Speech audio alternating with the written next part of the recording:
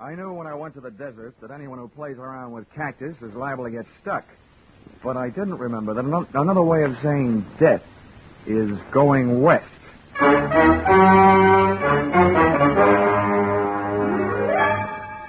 This is another in the adventures of America's fabulous freelance insurance investigator, Johnny Dollor. At insurance investigation, Johnny Dollor is only an expert. At making out his expense account, he's an absolute genius.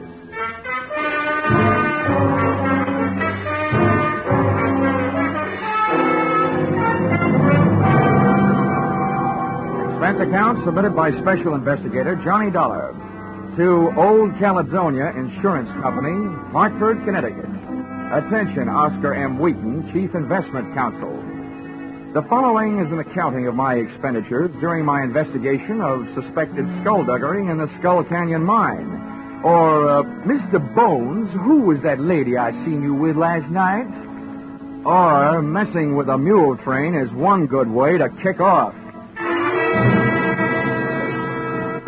Expense account, item 1. 25 cents.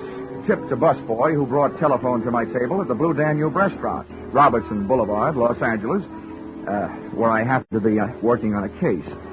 Your call came right after the liver dumpling soup, taking me out of the soup plate and putting me in the soup. This is the story, Dollar. You make notes and don't interrupt. 2 years ago, this company made an investment in a bona fide working gold mine, the Skull Canyon Mine. That's just outside Twin Buttes, Arizona. I see. I said don't interrupt. That's just over the border from Nogales, Mexico. Now, up until 3 months ago, everything was fine. The profits shown by the mine were good. And then suddenly, our returns dropped 50%. However, operating expenses, man-hours, and so on remain the same, indicating there's been no fall-off in the removal of high-assay ore. Now, there's something wrong. We want you to go down there and find out what it is. Expense account, item 2. $12.80. I decided that since you'd invited yourself to the table, dinner at the Blue Danube was on you. Oh, in case you're interested in what you didn't have, it was that liver dumpling soup, veal paprikash, cherry strudel, and a small coffee. Enjoyed with that case I was working on. An eccentric millionairess who wanted to marry me for her money. She had yes in her eyes, but when I told her I had to say goodnight immediately, she said, "Oh, no." Expense account, item 3. $120. Burns Lee Flying Service. Charter plane to Twin Buttes, where I checked into the Waterfield Hotel. Called the mine and told the girl who answered that I wanted transportation out there. She said she'd come after me. Having seen too many Western movies, I figured she'd arrive in a buckboard, but instead she picked me up in a Jeep. Hey, slow down, will you? Before my teeth start falling out. Oh, sorry. I forgot you were tenderfoot. That's not where I'm tender. By the way, Miss Borland, how far is it out to the mine? 23 miles? Oh, no. Is the road like this all the way? Oh, no. About another half mile out of town, there isn't any road at all. Oh, if I ever live through this. From now on, I'm taking my bumps in a burlesque theater. Much better than walking, mister. Say, you said you're out here representing the owner. What's your job? Well, I'm an efficiency expert. Oh. Speaking of efficiency, what's your first name? Jackie? Oh, well, in that case, mine should be Gwendolyn. But it's not. It's Johnny. Well, let's not bother shaking hands on it, pal. Here comes the end of the road.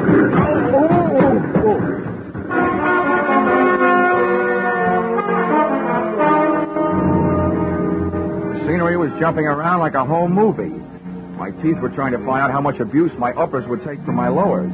I felt like I was gradually being hammered down from a tall, thin man into a short, round one. And there I was, caught without my rhinestone-studded motorcycle belt.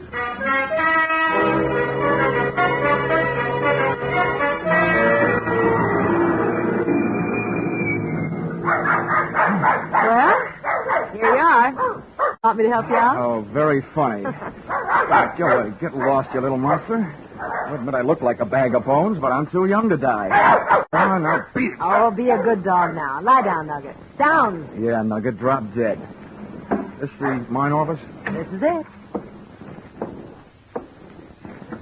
Well, Dollar, Welcome to Skull Canyon. I'm Doyle, the manager out here. I'd be happier to meet you if I met you in town. Mr. Dollar's in a foul mood, Jeff. That ride was a little too much for him. That ride would have been a little bit too much for Buffalo Bill. Well, that's how Jackie keeps that figure as trim as she does. Now, come on inside, Dollar. That's where the books are, and that's where the chairs are. With cushions, I hope. I'll see you guys. All right.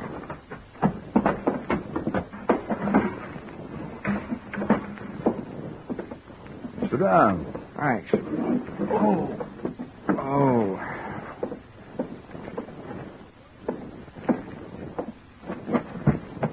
Well, there you are. You'll find all the figures right in that big, fat book. All but Jackie's. Well, I'm not in any hurry to do my arithmetic.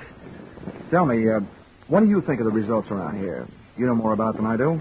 How are things going? Well, Dollar, I'll tell you, it was going better than it is right now. Mm-hmm. Just a few months back, we worked out a pay vein. I'm hoping we'll pick it up again any day now. That sounds reasonable. Any trouble? Health, equipment, working conditions? Well, working conditions could be a lot better, but that's a geographical problem. You see, the mine is located here, and the big water supply is 8 miles west. We haul the ore across the desert by mule train to the smelter. It's cheaper than trucks. We'd have to build a road for them. Out here, hay is cheaper than gasoline. You'd like to take a look at the mine? Frankly, Mr. Doyle, I'd just as soon climb up a chimney. I hate dark, confined spaces. But since it's part of my job, I might as well get it over with.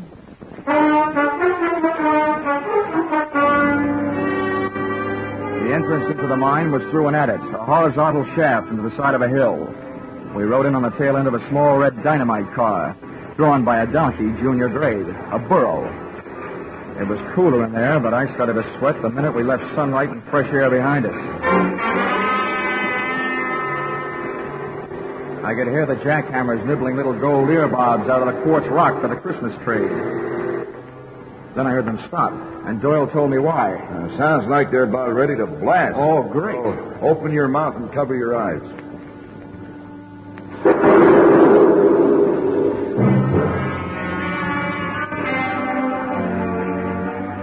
150 yards deeper into the earth, I was beginning to think that mankind is mighty hard to satisfy. The Lord gave us the world's whole surface. Then we had to go and invent gold mines and airplanes. And right then, I'd have settled for an airplane. Oh, what's the matter, Dollar? You look a little green. Oh, feel a little green. Well, look. Take some deep breaths and hold them as long as you can. Okay. Yeah, there. That'll perk you up.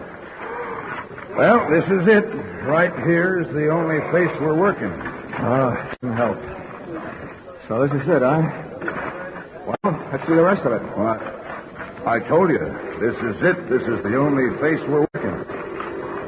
Okay, you guys. Keep it moving. Load that ore. Fill them up. Come on, bend your back. Well, let's get out of here, Dollar. Okay, Doyle. I've seen what I came to see. And I also figured I had heard what I came to hear.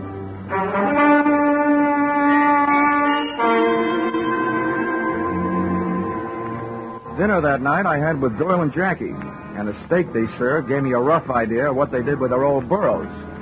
Doyle's attitude gave me a rough idea that maybe he'd seen my eyes light up when I heard those jackhammers snorting away in some other part of the mine, just after he had told me that where we were standing was the only place being worked. After dinner, Doyle went back to the mine, leaving me alone with Jackie, which was better than dessert. By the way, Jackie, just what's your job out here? Oh, I'm just sort of a secretary and bookkeeper and jeep driver. Uh-huh. How'd you happen to land here in Skull Canyon? Well, I took the job because I was going to marry the man who was the manager there, Doyle's old boss. I met him in college. He was a mining engineer. His name was Larry Hodges. Oh, what happened? I was left at the altar. When I got out here, he was gone. Guess he got stage fright and changed his mind. Anyway, nobody's heard from him since. Least of all me. Come on, I'll show you where you sleep.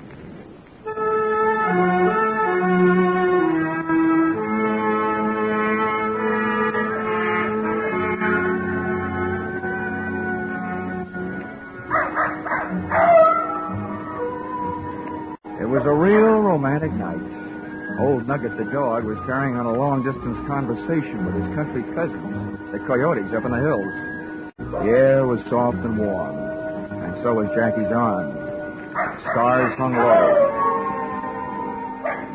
And so did my spirits when she bid me goodnight after she introduced me to my roommate. Hiya, Sonny. An old mule skinner named Kangaroo. Make yourself comfortable. Oh, by chance. Well, better than a sand bed and a saddle pillar. For a pine shack, this has a mighty fancy floor. What is it, mahogany? No, tobacco juice. What? Helps keep out the sidewinders. What do you mean, help? Little snake critters crawl in out of the hot sun to get cool. Where are you from, Sonny? Hartford, Connecticut. Well, I'll be turned too. I don't reckon it shows through, but I'm a Easterner myself. I'm out in New York State 53 years ago. Little town of Prattville. County seat it was. That's pretty dull. What'd you say? Oh, nothing. Say, are you the one that handles the mules on the run out to the smelter? I'm one of them. Well, how's chances of hitching a ride with you in the morning? You'll have to get up early. All right, then. I'll get up early. Well, then stop wasting your breath on a lot of dang fool words. Use some of it on the kerosene lamp. Quick! Right.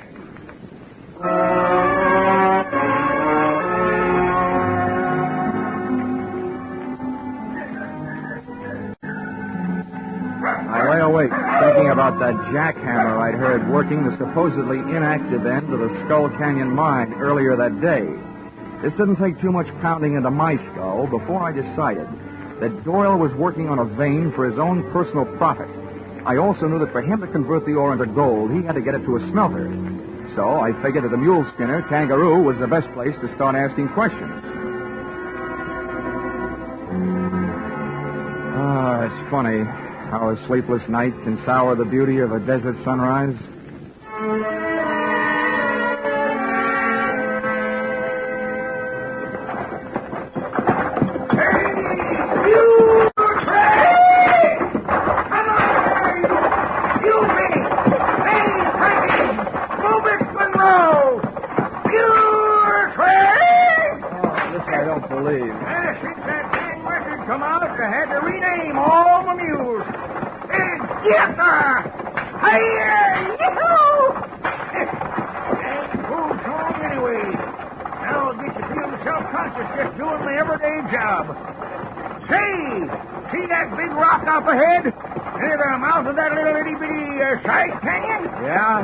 That's halfway rock. Means we're halfway to where we're going. I'm sorry it isn't all the way rock. I wish we'd get there. The sun's getting awful hot. Why, it ain't nothing, Sonny. Some days that old sun's got your tongue hanging out your fur. Gets a real nice tan. How you standing? Hey, what's that stomach pump doing way out here? Stomach pump? What in tarnation are you talking about? That's a clever name for a light airplane. Hey, looks like he's getting ready to give us a buzz. Hey, Jules! Hey, you, Monroe! A steady blast! Monroe! Doggone it, he's the loudest mouth gaping old mule I ever did hear. Hey, here he comes.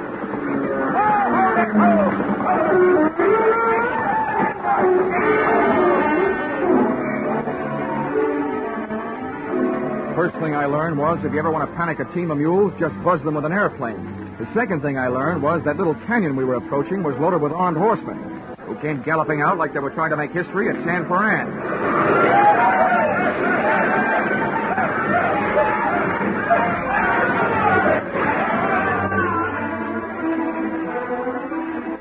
The gunman didn't do anything to me except hold me at bay, while the plane picked itself a landing and disgorged its one-man air force. Buenos dias, amigos. Why, you don't look happy to see me. Maybe my friends scared you with their guns, eh? Hey, old man. Who is this new boy who ride with you today? His name's Dollor. Right now, I wish it was Hopalong Cassidy. Well, let me introduce myself. They call me El Puerco. That's because I look like a pig. Maybe it is because I'm so greedy, too.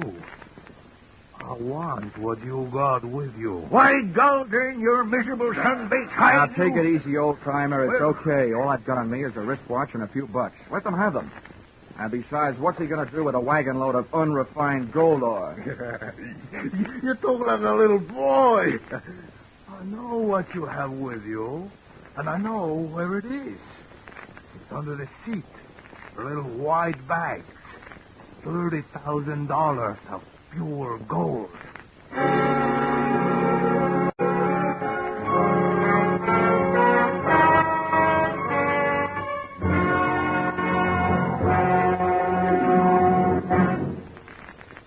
In just a moment, we will return to the second act of Johnny Dollar. But first, hardly a clue to start on, and the witnesses' stories of hopeless variance. That was the job that the Birmingham, Alabama police faced in the murder called the Case of the Hue and Cry. Later tonight on Gangbusters, Birmingham's own police chief comes to CBS to tell you how they tracked down the apparently unmotivated murder. Be sure to hear this true-to-life police story, reenacted on Gangbusters. Gangbusters and the Adventures of Philip Marlowe are regular Saturday night features on most of these same CBS stations. Now, with our star, Charles Russell, we return to the second act of yours truly, Johnny Dollar.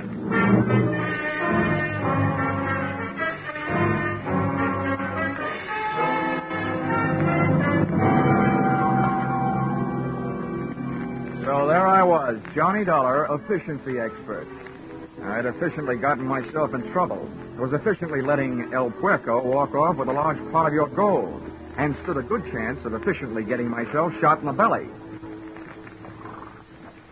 There we are, amigos. I feel better now the gold is in my little aeroplane. I hope you're not mad with me. You know, I need the money to pay my taxes. Okay. You got what you wanted. Why don't you take off and get out of here? That ding-dang rascal, he's probably figured on shooting us. Oh, no, old man. I'm a very scientific bandido. You think I want to shoot you and get killed myself for murder? Oh, no. I let your mules do the dirty work. Well, Manuel, Pedro, Juanito, here, adelante. Take these men and tie them up. Tie them to the stake back to back. And the rest of you tie up the mules in a circle around them, in nice and close. Then I will get them a little aeroplane and dive on the mules. And the mules will kick their heads off. Pitching horseshoes may be fun, but not when they're being pitched at your head by a mule. Once we were tied back to back on the stake, the nearest available technical advisor, Kangaroo, was anything but encouraging. That's the trouble with a gold-darn mule. When they get riled up, they think with their feet. Here he comes.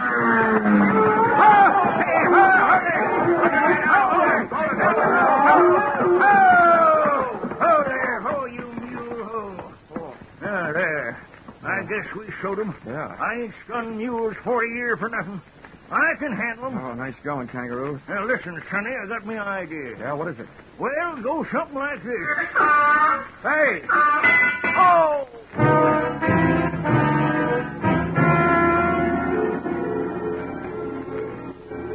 Just as the idea, whatever it was, hit Kangaroo, a hoof from one of the mules scored a ringer around my cranium. Ah, the stars looked beautiful. They came out in the shape of a horseshoe. And as I slipped into that familiar Betty Bye for private eyes, the world of hit-on-the-head darkness, I could hear Kangaroo's advice, too little and too late. There, you see? You can never trust a mule. Never trust a mule. Never trust a mule.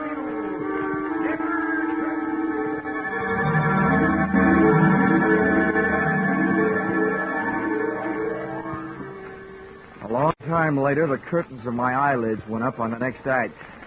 But something was wrong. The stage was still dark. The stars were still there, but not in a horseshoe pattern. I closed my eyes and dreamed some more. I was lying near an oasis in the Sahara Desert, and a beautiful maiden was bending over me, kissing me. She's breathing hard. She's going to use some sense then. Huh? What? Nugget, get away from me, you mangy cur. Nugget, get away from him. Oh, Johnny, you frightened Huh? me. What? Jackie. Oh, what are you doing out here? Well, take it easy, pal. It's a darn good thing I am out here. You getting yourself kicked in the head. Let's just say the wrong end of a horse got mixed up with the wrong end of a mule. Hey, where's Kangaroo? Where are the mules? What's going on? Johnny, relax. Kangaroo and the mules are on their way back to the mine. Oh, where's Pancho Tortilla? Who? There was a Mexican bandit out here. The greatest piece of typecasting since the Gutenberg Bible. Oh, El Puerco. Yeah. Yeah, Kangaroo told me about him. Come on now. Try to get up. Come on. Oh. Yeah. Hey, what happened to you? Your clothes are all torn. Yeah. This is Mr. Doyle's idea of a proposal of marriage. We were supposed to fly off together to South America tonight. Been planning it for a long time. Well, what made you change your mind? Oh, you know how it is. Best laid plans of mice and men. Oh, yeah. You're talking to an expert. If everything went all right for me, where would I be next week? Same time, same station. But what's your angle? I told you before. I came out to Skull Canyon to marry a man. I've reason to believe that Doyle did away with him to get his job so he could milk the mine. Well, I stayed on and acted just interested enough in Doyle to get him nice and relaxed, hoping he'd spill something. Well, so far all it's been is bragging up life in South America with him. Oh. Now, I hope you can help me. And I know I can help you. How? Well, Doyle set up a refining layout right in the mine. When the gold he's been stealing comes out, it's pure gold. Aha. Then somebody in the mine must have tipped off El Puerco. Mm-hmm, Doyle did. Oh. He and El Puerco are working together. El Puerco's job was to get the gold across the border and you out of the way. I see. Well, listen, you ever been in the mine? I mean, could you show me the way the refining layout? Oh, no. Doyle's never let me inside. Well, how about the charts of the mine? They're in the safe. I've got the combination. If we can just get in without Doyle seeing me, I can get him. Now, leave that to me. Come on, let's get going.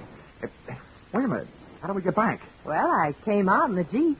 Oh, my aching head.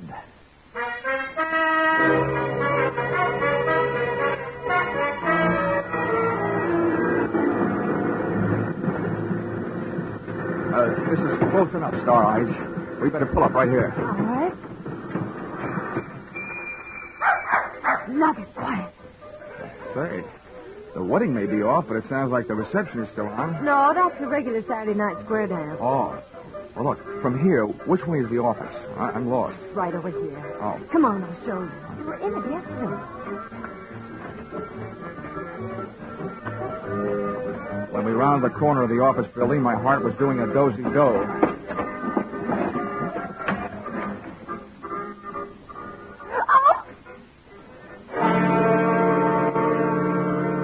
The door of the safe was open, and so was the mouth of the fellow in front of us. But he wasn't saying anything.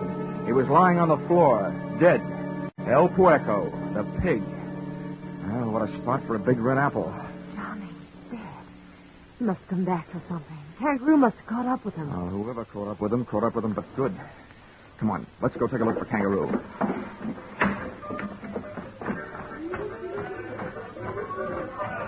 Wait. Careful, darling. Door may be in there. Boy, tight spots really give that word darling a good workout, don't they? Okay, darling. Wait out here. I'll be careful.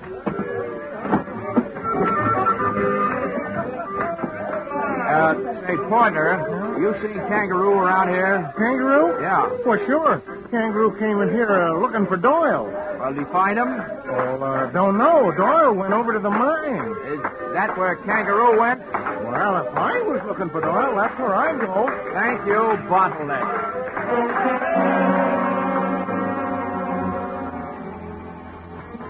I don't know why I was in such a hurry heading straight into trouble. But the trouble started popping before we got to it. Oh, poor Kangaroo. Jackie was only guessing, but I could only hope she wasn't guessing right. Johnny, Johnny, I thought I saw something flashing just inside. Probably somebody's last spark of life. Now, take it easy. You stay right here. I'll move in from the side of the entrance. No, I don't... Oh, all right. Be careful.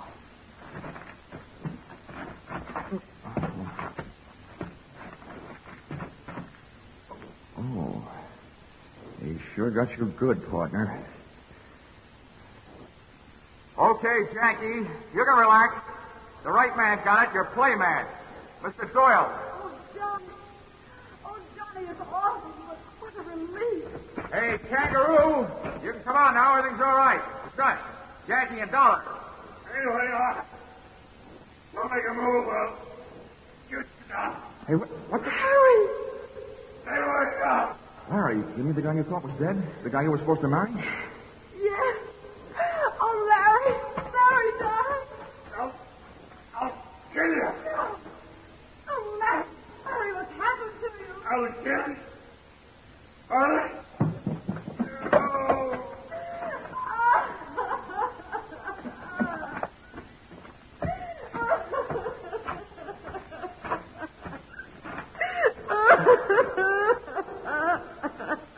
Come on, kid. He wasn't worth waiting for anyway.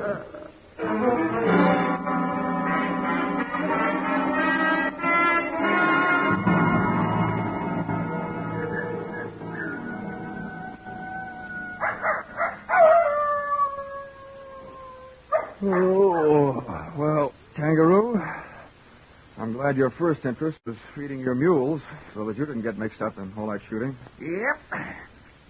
Poor. Well, I'll tell you. When three bad eggs like Hodges and Doyle and El Puerco get together double-crossing each other, they all gotta wind up in the omelet. They're dead. Sure feels good to get your boots off. That Larry feller thought he was pretty smart, holding up in that mine with his own private smelter, using Doyle for a front. The only thing was he didn't figure on Doyle falling in love with his woman. Yeah, who wouldn't? Hey, for a young fella, you sure talk a lot. How about using some of that breath you're wasting on that kerosene lamp, huh? Quick. All right.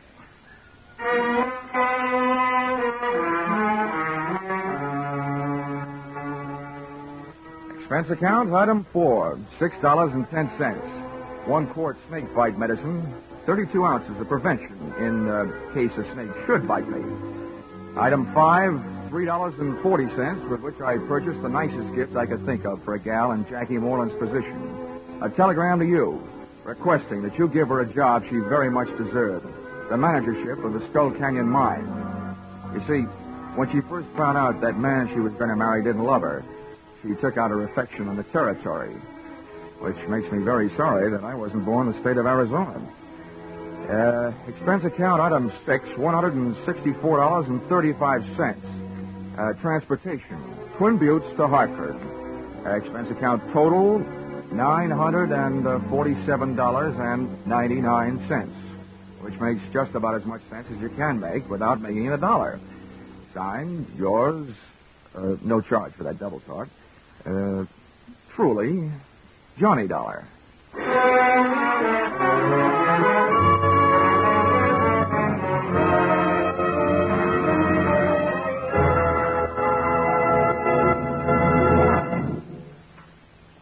Yours truly, Johnny Dollar, is produced and directed by Gordon T. Hughes and stars Charles Russell. Script by Paul Dudley and Gil Dowd. Featured in the cast were Doris Singleton, John Daner, Willard Waterman, Fred Howard, and Don Diamond. The special music is written and conducted by Leith Stevens. Your announcer is Paul Masterson.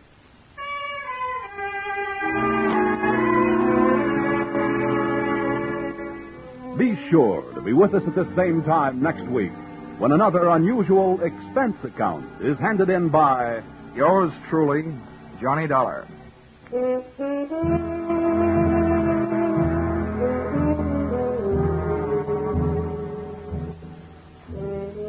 Music Popular and Music Western are on the bill for CBS listeners again tonight. Vaughn Monroe and his band will present the 5 top tunes of the week, plus Army and Navy marching songs, Anchors Away, On Brave Old Army Team, and many others. Gene Autry follows right on the heels of Vaughn's Caravan with favorites straight from the land of sagebrush and 6-gun. For an hour of wonderful music, hear Vaughn Monroe's Caravan and the Gene Autry Show tonight and every Saturday on most of these same CBS stations. Stay tuned now for Vaughn Monroe's Caravan, which follows immediately on most of these stations.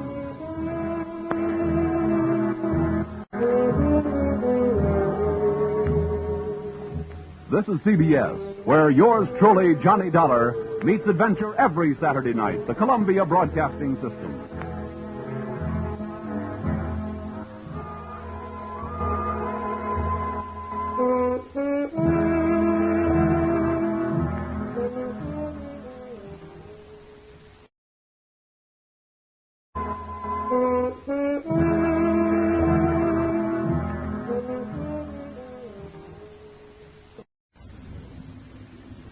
This case looked refreshing at first.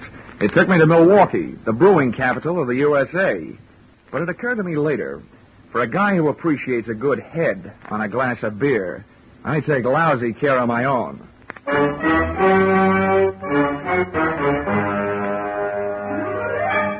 This is another in the adventures of America's fabulous freelance insurance investigator, Johnny Dollar, starring Charles Russell. At insurance investigation, Johnny Dollar is only an expert. At making out his expense account, he's an absolute genius.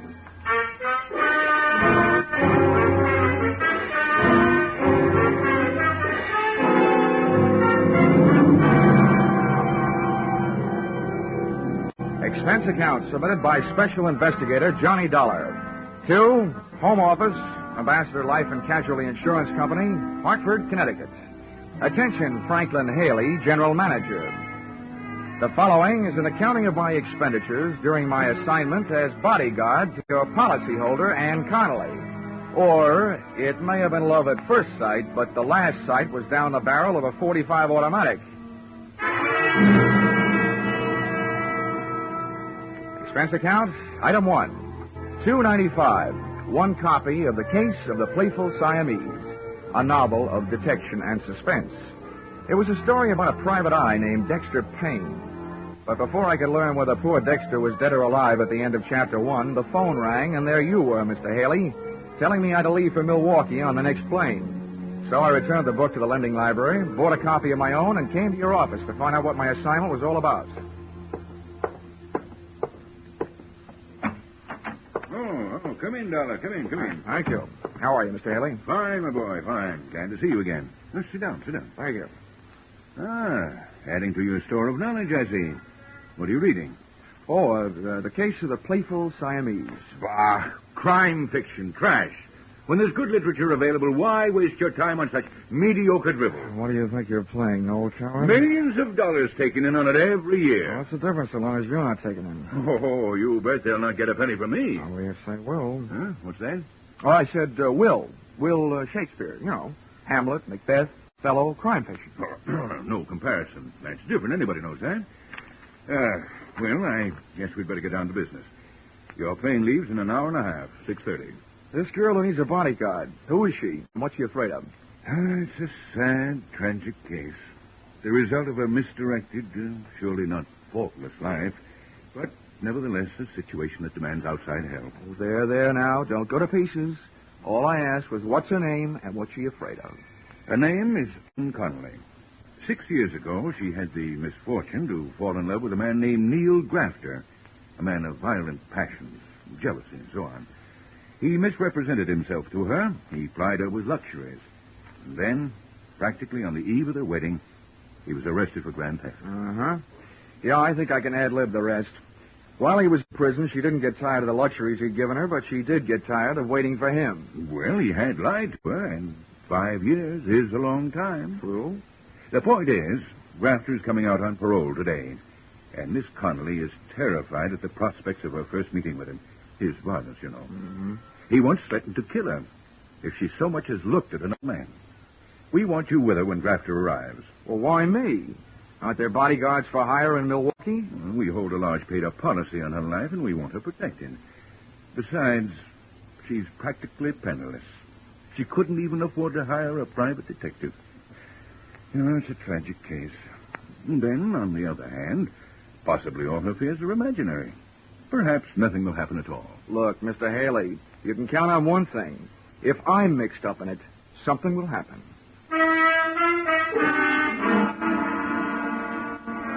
Expense account, item 2, $55.10. Airfare, Hartford to Milwaukee. I switched on my reading light, settled back in my reclining seat, and once more buried my nose in the case of the playful Siamese. I should have buried the book. It turned out that Dexter Payne had lived through Chapter 1, and he really started to live in Chapters 2 and 3. A beautiful blonde in a slinky negligee had just made herself comfortable on Dexter's lap, and guess what happened? A fuse on the plane blew, my reading light went out, and I spent the rest of the flight in a dark cabin in a black mood.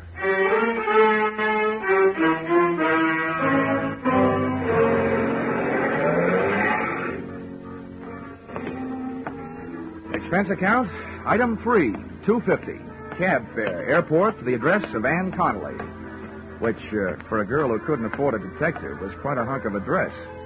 Unless she was living on Friends.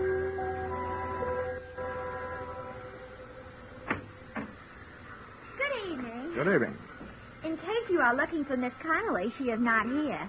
In fact, she has went out for the entire evening. Oh? Well, I think she's expecting me. At least she sent for me.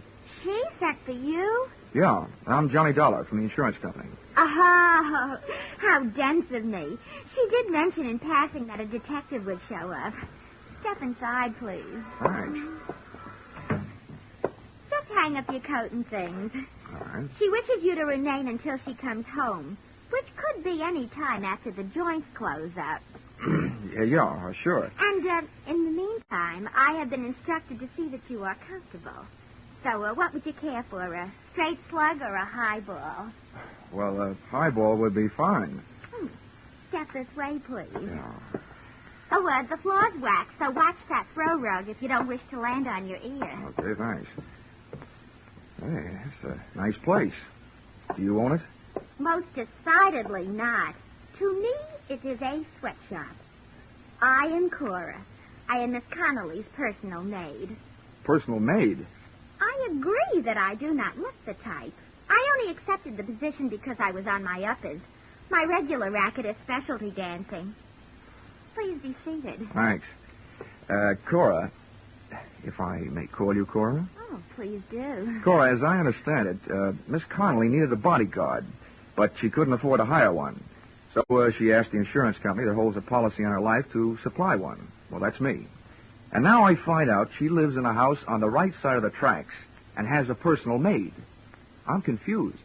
Listen, Mr. Dollar. It is my opinion that preventive measures should start at home, if you know what I mean. No, I don't. In other words, she needs a bodyguard like I need a foster mother. What do you mean by that? From what I have saw, she has more men hanging around to protect her than Princess Margaret. You know, if they were divided into a line in a backfield, they could walk over Notre Dame. Especially a handsome specimen named Ray Merrick, whom she is dating tonight. Well, what about this guy who's coming out on parole? Pardon me? Neil Grafter. While he was cooling his heels in prison, she was cooling her love for him. And she's afraid of what will happen when she tells him. This is news to me. Of course, I have been in Miss Connolly's employ only a few days.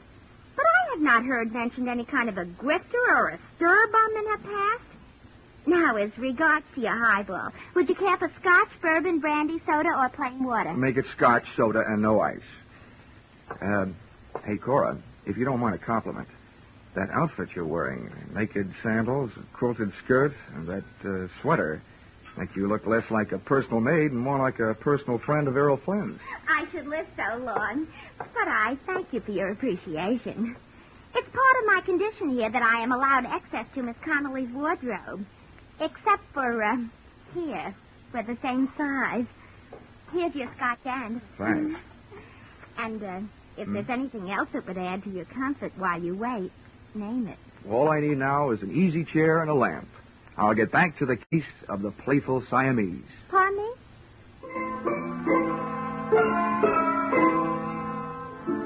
So there I was, Johnny Dollar, with Johnny Walker in one hand, Dexter Payne in the other, and a few questions simmering in my mind. They really boiled down to one. Namely, what was I doing there? Oh, well. In Chapter 5, Dexter finally found a clue. Yeah, I wish things would work out as easily for me sometime. I was just turning to Chapter 6, and guess what happened? Ann Connolly came home. Come on in, darling. Have an eye check before you go home. I'm in. The first thing I noticed about Miss Connolly, after the size of her escort, was that there was more similarity between her and Cora than just body measurements. Their hair was the same shade of brown, and at first glance, at least, even their features were the same. Then she saw me. Oh, you startled me. But you must be Mr. Dollor from the insurance company. Check. This is Mr. Merrick, my lawyer, and my friend, Mr. Dollor. How are you? How do you do? I hope you've been comfortable. Thanks. I have. Too comfortable. Usually when I'm sent to guard a body, the body is there to guard, not out on the town until 2:30 in the morning. Well, of all the... Now, wait a minute, honey. We thought it was a smart move, Dollor, to get Ann out of the house and keep her out of it until you got here. Oh, all right, Mr. Merrick. While you're in the mood to answer questions, maybe you'll tell me why, with a layout like this and a personal maid, did Miss Connolly turn herself into a charity case?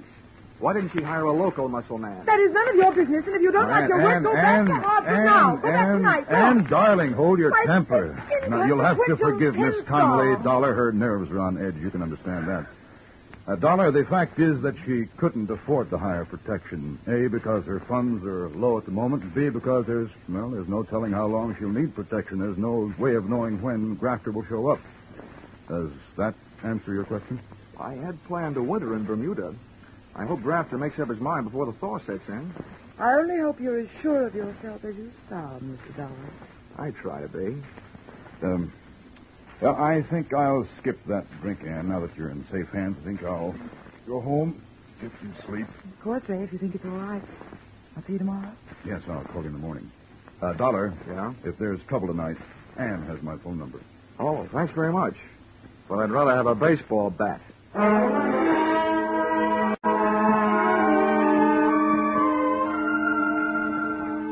I learned early in my career that an excellent way to court disaster is to wait for trouble because it usually sneaks up behind you. But it was too late then to go looking for it, so I made the rounds of the house, checking the locks on doors and windows. Then I turned off the lights and hunched myself up on a couch that would have tested the stoicism of a bed-of-nails type Indian faker and tried to stay awake.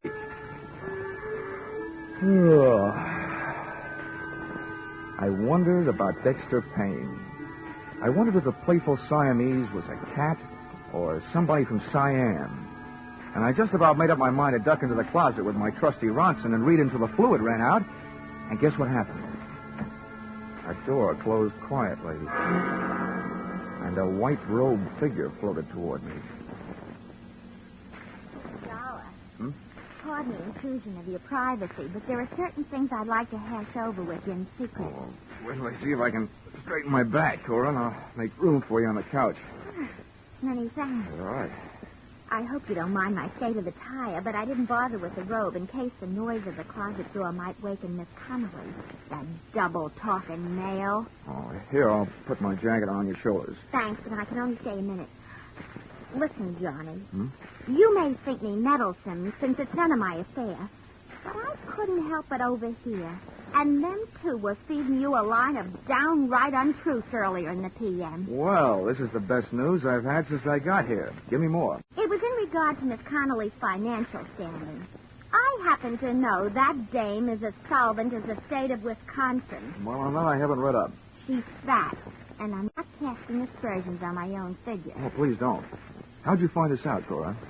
It is not that I make a habit of putting my nose where it does not belong. But when I see a book lying open, I can't keep my eyes away. Yeah, I know just how you feel. Well, in this case, it happened to be her bank book. And with that balance, she could afford J. Edgar Hoover. Yeah. Why are you telling me all this? Have you got something against her?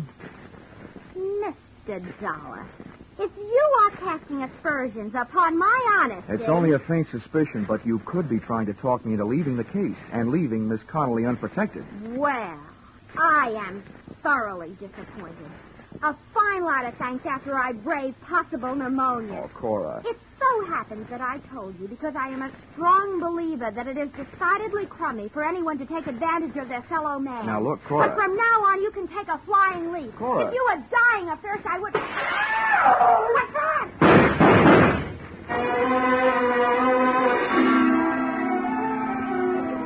As I stumbled across the room and into the pitch-black hallway leading to the bedrooms in the rear of the house, I wondered what Dexter Payne would do in a similar situation. To both Dexter and me, life was just a bowl of uncracked nuts, unopened Chinese fortune cakes, and unanswered questions headed up by Who Shot Whom?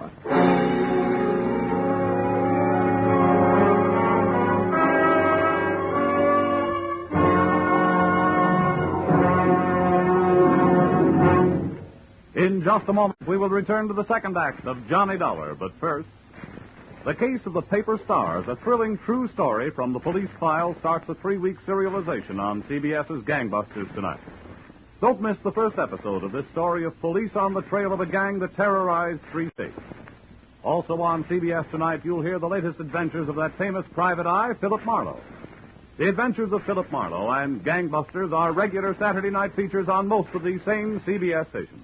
Tune in this fall for the show that you love, that's the fall. Listen carefully, here's the address. It's CBS. Now with our star, Charles Russell, we return to the second act of Yours Truly, Johnny Dollar.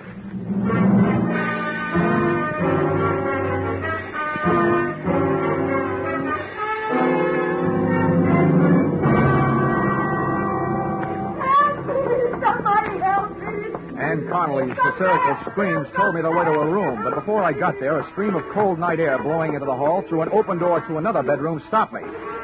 The draft was coming from a smashed-out window, and the smell of cordite that came with it meant that this room had been the shooting gallery. The corner of my eye picked up the corner of a white garage just as a king-size shadow of a man crossed it, and I went out after him. I made the garage in a dozen heartbeats. Believe me, the way my heart was going, that was record time. And as I skidded around the corner, an arm about the size of a fire hose came out of the darkness, crooked around my neck, and pulled. Face that loomed up above, and in front of mine was ugly, bearded, and wild-eyed. So, you're working against me, too. Let go. What's the matter with you? Yeah, sure. I'll let go. Oh, you must be Neil Grafter. I didn't kill her, did I? Because she wasn't in her bed. Or where was she? With you? No, she wasn't with me. What's the matter with you, anyway? So she went sour on you. Happens every day. They even write songs like Don't Cry Joe about it. Look, you spent enough time in prison to learn not to like it. Why set yourself up to go back for the rest of your life? You were smart enough to get out on parole. Why don't you get smart enough to pull yourself together? Prison? I don't remember any prison. I forget things sometimes. Oh, but I could ask the doctor. No, not anymore. Who are you? Another one of her men? Look, Neil, why don't we go someplace where it's more comfortable than this, huh? What? Someplace nice and warm, and we'll talk. Oh, no. No. Everybody tries to play tricks on me. Nice and warm, with bars on the windows, and people making noise all over the place. Well, you're not going to stop me. Nobody is. Why don't you let me help you then? Come on. That's what the doctor kept saying. You're a doctor. Well, I don't need any help. I can do it myself. Now, calm down, Grafter. With my own hands. Here, I'll show you, doctor.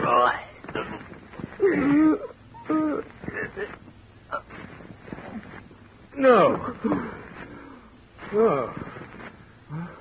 Oh, well, why should I kill you? Don't help me. Just stay away from me.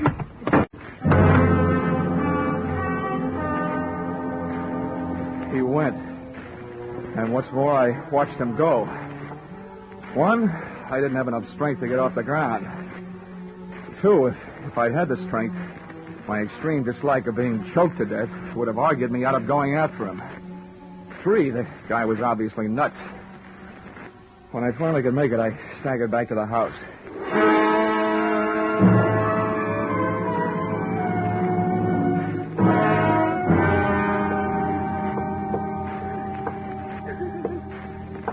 You can turn on the lights, Miss Connolly. He's gone. No, wait a minute. On second thought, maybe we'd better make sure all the shades are down. He might come back.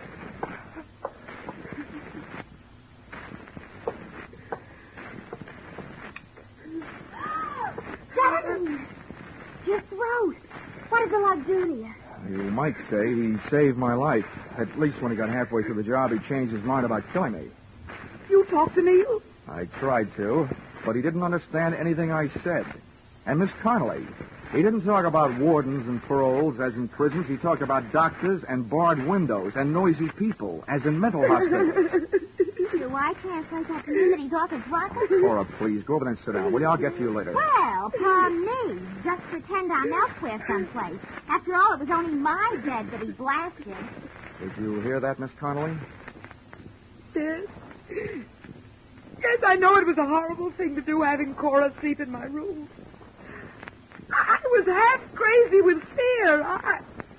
I didn't Ray get here. He promised to hurry. Maybe we can air some of the linen before he arrives.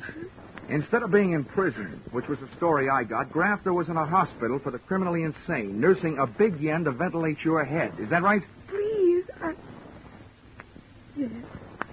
Yes, that's true. He escaped a month ago. A month ago? Yes. The doctors notified the police here that I was in danger, and they supplied a 24-hour guard for the house. But after a month, they decided Neil had gone someplace else. So they withdrew the guard. Oh, great. So the only people left who cared more about your fate than they did about mine was your insurance company. Well, we had to do something. But I didn't have any insurance. What? So Ray bought a policy for me, and then we contacted the company. Aha. Legal blackmail, huh? Which brings to mind a meaty little question. Did you lie to the general manager, Franklin Haley, about where and what Grafter really was? Or did that misplaced con man hoodwink me into this mess? We told him the truth. I swear we did. Okay. I hope he lives through my expense account, because that little trick is going to cost him.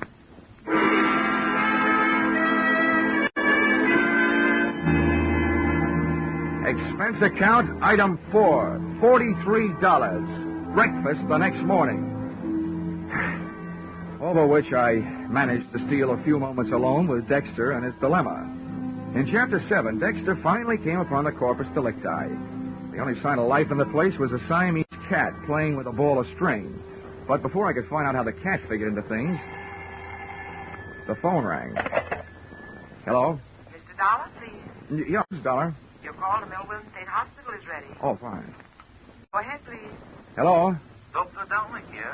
Who is that, please? I am so busy. Oh, well, this is Johnny Dollor, Doctor. I'm an insurance investigator. But I don't want any. I am so busy, please. No, Doctor, investigator. I want to talk to you about a patient of yours, Neil Grafter. Grafter? Mm-hmm. Oh, yeah, the paranoid schizophrenic. Oh, a very interesting case. Complete fragmentation of the mind, total loss of synthesis. But he is no longer here for a while. Yeah, I know. He was here last night. But what? Oh, what was his condition? Perhaps a state of passive negativism? All I know about his condition is that it's dangerous. He tried to kill his ex-girlfriend. Oh, yeah. I remember. Extremely strong obsession. An extremely strong man. Look, I've been hired to protect this woman. Now, what I want to know is, will he try again? There is no doubt. Well, when? Tonight? I would say tonight.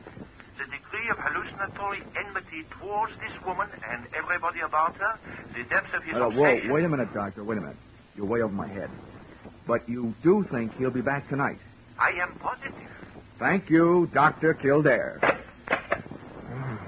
And all Dexter has to worry about is a playful Siamese.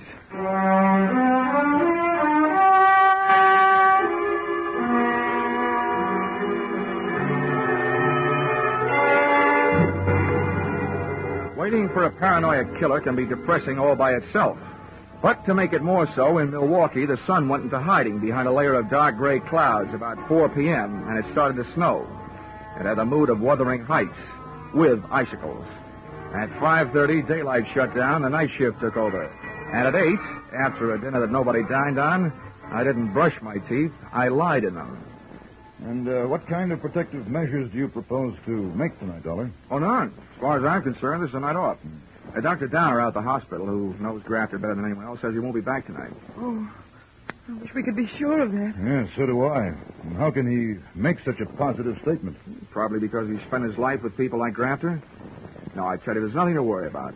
Miss Connolly, I want you and Ray to go out, just like you did last night. Cora and I will stay here. All right, if you think it's the thing to do. But I'm worried about Cora after what happened to her bed last night. How can we protect her? It's a little late to worry about that after you set her up. But forget it. Just to make it safe, she won't be in that room. I will.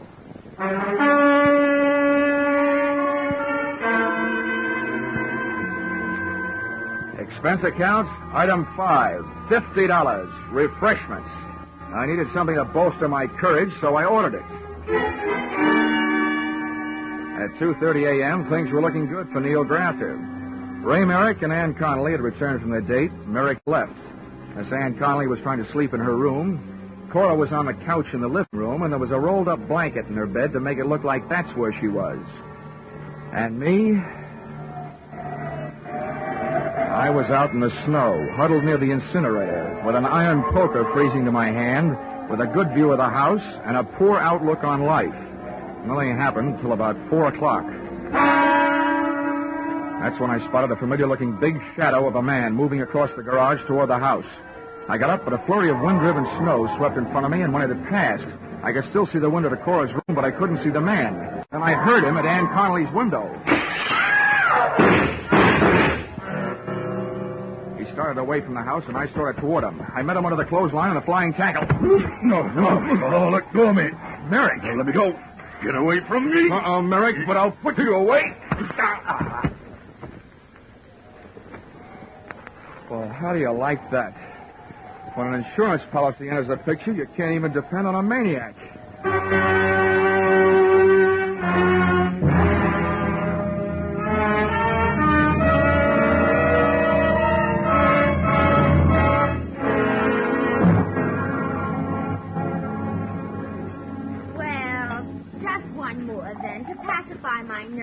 Jumping. Now, take it easy, Cora. This is a fine time to start falling to pieces. Oh, why doesn't the doctor get here? Now, don't worry, he's coming. I've called for an ambulance. If Miss Connolly kicks off, I will hold him personally responsible. Now, look, Cora, I appreciate your feeling toward your fellow man, but Miss Connolly made a pigeon out of you. She hired you because you looked like her. She had you parade around in front of those windows wearing her clothes. I am aware of all those double dealings. She even had you sleeping in her room where Grafter almost blasted you. Now, what I want to know is why are you so anxious about her recovery? Because she owes me a week's pay. If this Sawbones doesn't pull her through, I'll sue the city of Milwaukee for my arrears.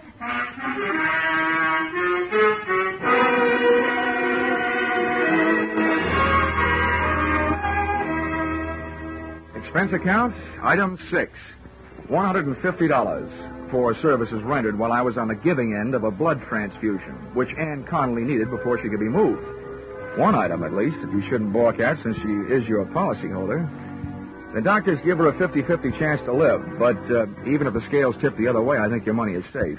Because her beneficiary, Ray Merrick, is guilty, among other things, of attempted fraud, since he planned on having Neil Grafter blamed for the shooting he did.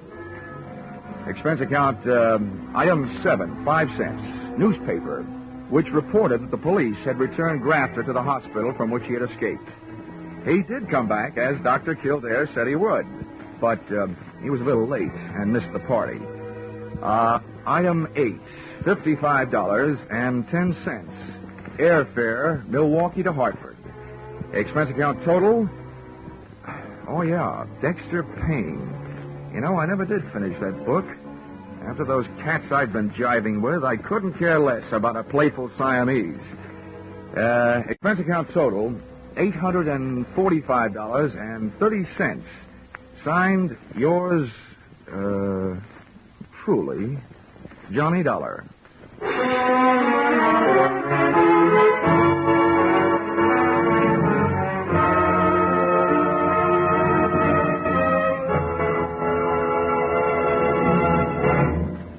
Yours truly, Johnny Dollar, is produced and directed by Gordon T. Hughes and stars Charles Russell. Script by Paul Dudley and Gil Dowd. Featured in the cast were Betty Lou Gerson, Sandra Gould, Bill Johnstone, John Daner, Bill Conrad. The special music is written and conducted by Leith Stevens. Your announcer is Bob Stevens. Be sure to be with us at the same time next week when another unusual expense account is handed in by Yours truly, Johnny Dollar.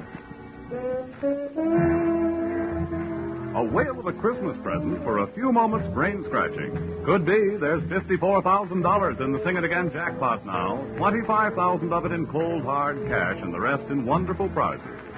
By just listening in to Sing It Again tonight, you get a fine free Christmas present. Lots of amusing riddles, plenty of good music. And maybe you'll get that $54,000 call from Danny Seymour. Sing It Again is heard for a full hour every Saturday night on most of these same CBS stations. Stay tuned now for the Vaughn Monroe Caravan, which follows immediately over most of these same stations. This is CBS, where yours truly, Johnny Dollar, meets adventure every Saturday night, the Columbia Broadcasting System.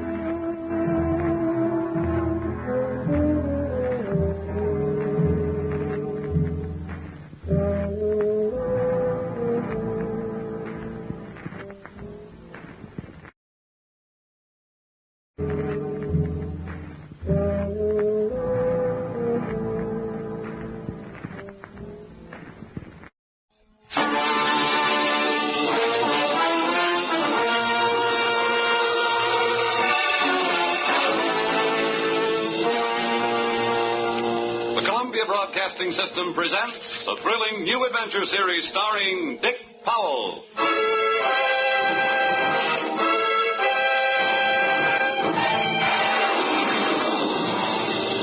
I'm an insurance investigator. My name is Johnny Dollar. What? You heard me, Johnny Dollar, and I can pad an expense account with the best of them.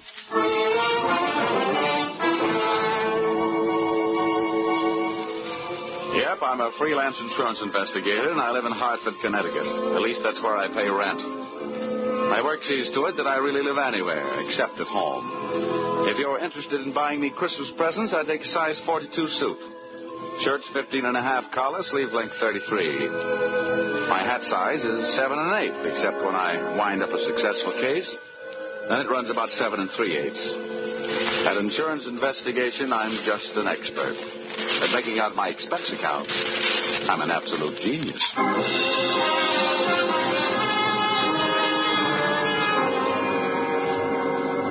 Expense account, submitted by investigator Johnny Dollar to Home Office, East Coast Underwriters, Terminal Building, Hartford, Connecticut. Attention, Austin Farnsworth, General Manager. The following is an accounting of my expenditures in the investigation of Milford Brooks III for your company. Expense account item 1. Cab fare to your office in answer to your original call, 75 cents. Tip to driver, $1. Expense account item 2. Shoe shine, 25 cents. You'll remember I got my shoes scuffed when I unsuspectingly walked into your private office. Milford! No, you must not, my boy. Wait, Dollar! Get you away from that window. Don't you jump. No, you don't. Let go of me. Let go of me. No. There are better ways of making a big splash in life. Get away. Well, nice try, Sonny. Now pay attention to the teacher. I didn't know I had it in me. Oh, goodness gracious, Dollar. Did you have to hit him so hard? I hope you haven't killed him. He isn't too strong, you know. Don't worry. There. Now, Mr. Farnsworth, would you mind telling me on whose head have I the dubious pleasure to be sitting? That, sir, is Milford Brooks III. His policy with this company is in the amount of $2 million. Wow. Yes. And the boy seems bent on committing suicide. Dollar, I want you to stop him. What do you want me to do? Threaten him with death? Anything. The conditions of his policy are such that we would be forced to meet with the claim in the event of his suicide. Oh, I say, Dollar, sitting on his head that way, aren't you in danger of smothering the boy? Smothering him doesn't worry me, but these crew haircuts don't make very comfortable cushions. I'll move down a little. Now, there. Okay. So far, I know this kid is insured for $2 million and that his policy pays off on suicide. What else? 1/2 hour ago, Milford Brooks walked into this office and changed the beneficiary in his policy. Then, sir, he proceeded to demand, not request, mind you, but demand a loan of $500,000. Quite a touch. When I explained to him that there were no provisions for a loan in his policy, he threatened suicide. Which would cost you $2 million. So all we have to do is keep him alive, huh? And he's managed to make that no small problem. His choice of a new beneficiary is downright frightening. One of the most notorious gamblers in the East. His name is Hatcher, Harold Hatcher. Ouch. Oh, you know him? Sure. That kid's been a post office pin-up boy for a lot of years. Well, that's the situation. I'm engaging you to protect Milford Brooks' future. Dollar, I want you to protect the boy. Give him something to live for. You know, an interest in life. An interest in life? Well, let's see. I know here. This should help. What's that you got there? Well, it's what's commonly referred to in the more successful of bachelor circles as my little black book. Well, now, let's see. Ruby? No. Her favorite expression is about dead. Bernadine? No. She'd be the new beneficiary by midnight. Oh, dear. Here. Here's the one, Butter. Say, Farnsworth, would you mind passing me that phone? The one with the long cord? Oh, no. Lie still, Buster. My little friend here is showing signs of life. Here you are. Maybe you should let him breathe a bit more. Don't worry. He'll be all right. Hello. Oh, hello. I want to call New York. Yeah. Hudson, 24292. Dollar, you're not thinking of taking this boy to New York, are you? Well, I'm going there myself. You want me to keep an eye on him, don't you? Now, don't fret, Farnsworth. All is not lost. You do worry me, sitting on his chest that way. Hello? Oh, Butter? This is Johnny. Yeah, I'll be in town tonight. I want to see you. Now, look, here's what I want you to do. Yes, it's all right to say over the telephone. Yeah, I want you to reserve a table at the hatchery in my name for 10 o'clock tonight. Will you do that? Okay. I'll see you at your apartment in a few hours. But, honey, I can't make it any earlier. I'm sitting up on a sick friend. Okay, goodbye.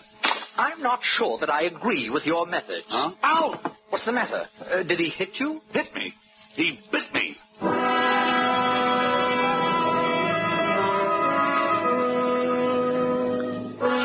Expense account, item 3.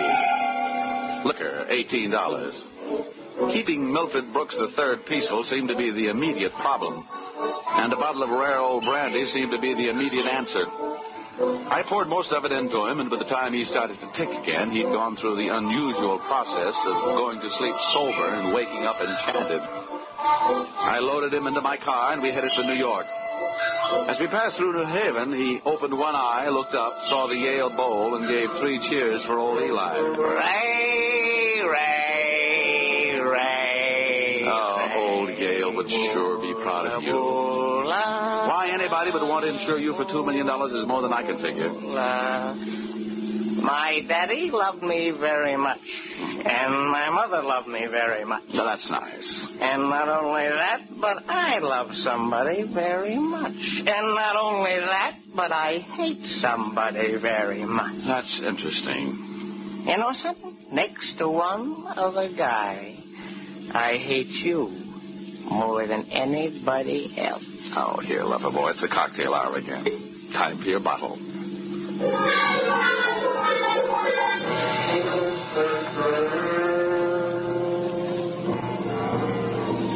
Rolling along the Merritt Parkway, I felt very much alone with my thoughts. And believe me, they weren't very pleasant company. The way it stacked up for me, Brooks had built up a fat gambling debt with Harold Hatcher and had been forced into making him his beneficiary. The suicide threat that he was holding over the insurance company was a little tougher to figure, unless he was trying to finance a trip for himself to get away from the man with a murder motive, Hatcher. My hungry little mind nibbled away on those unsavory morsels of food for thought all the way to Butter's apartment.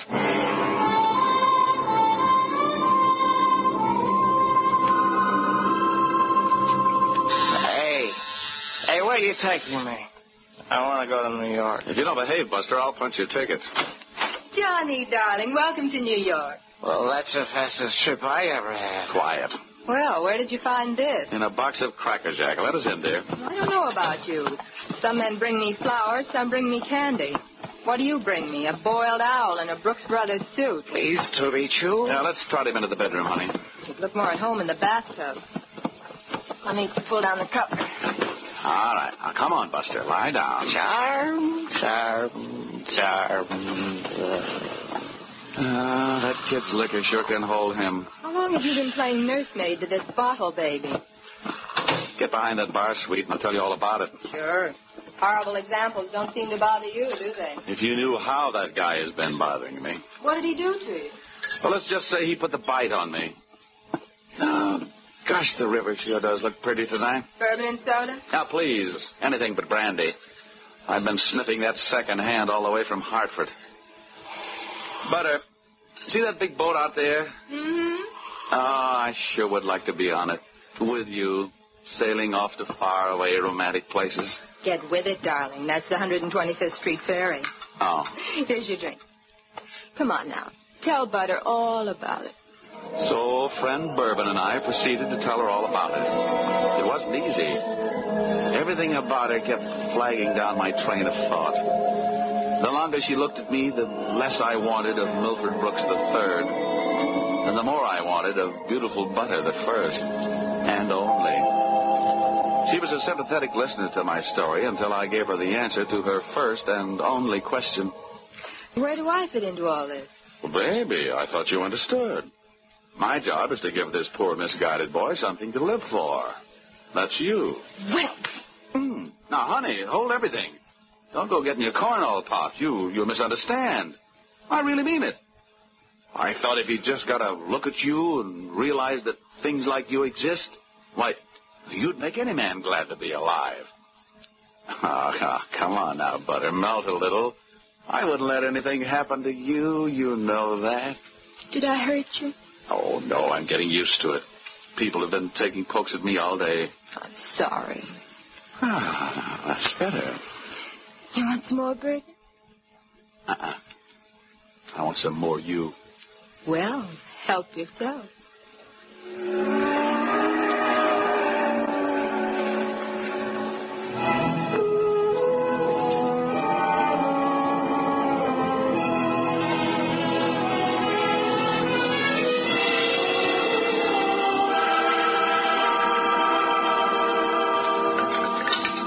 Honey, it's getting late. Let's make this the last drink. What time is it?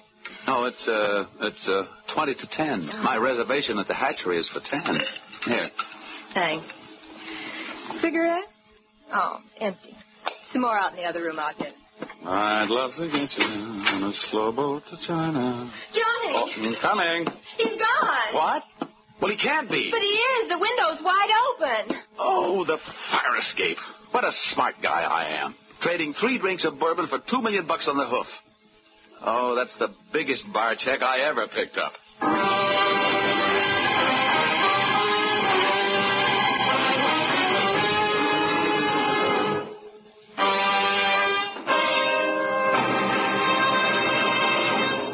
That's a big bar check for anyone to pick up. As a matter of fact, it's a bigger bar check than you've ever heard of anyone picking up before. And that should give you an idea of what to expect in the second act as you follow this new CBS series starring Dick Powell in the title role, yours truly, Johnny Dollor.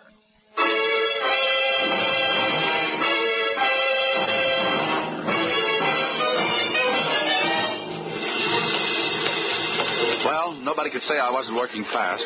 I'd only been in town for an hour, and I'd already succeeded in losing Milford Brooks III. I spent another hour of his all-too-short life expectancy unsuccessfully shaking down the neighborhood for him. And then, feeling very much like a bloodhound that had flunked his sniffing exam, I went back to Butter's apartment.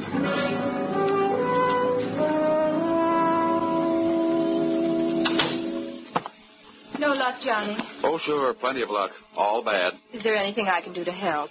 A kiss for luck. What are you going to do? Nothing.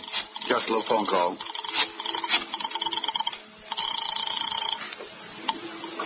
Police headquarters. This is Johnny Dollor. Give me missing persons. Any particular one? Don't be a wise guy. Lieutenant Fisher. Yes, sir. Lieutenant Fisher. Fisher, this is Johnny Dollar. Hello, Dollar. Who'd you lose? One man, my mind, and if I'm not careful, my professional reputation. The guy's name is Brooks, Milford III. Got anything on him? Hold on. All right. Oh, don't look at me like that. It wasn't all my fault. Dollar? Yeah? We haven't found him yet, but we think we know where he is. Huh? The Hudson River. At 11:15 tonight, his top coat, complete with identification, was found taking a ride on the 125th Street ferry. Oh. Anything else? Nothing much. A package of matches was found under the coat, monogram. You don't happen to know anybody whose initials are H.H., do you? H.H.? Yeah. There's always Horace Hyde. Thanks, Fisher. I'll check back with you later. I'll be. H.H. Harold Hatcher. Are you mumbling about bad news? Looks like about $2 million worth.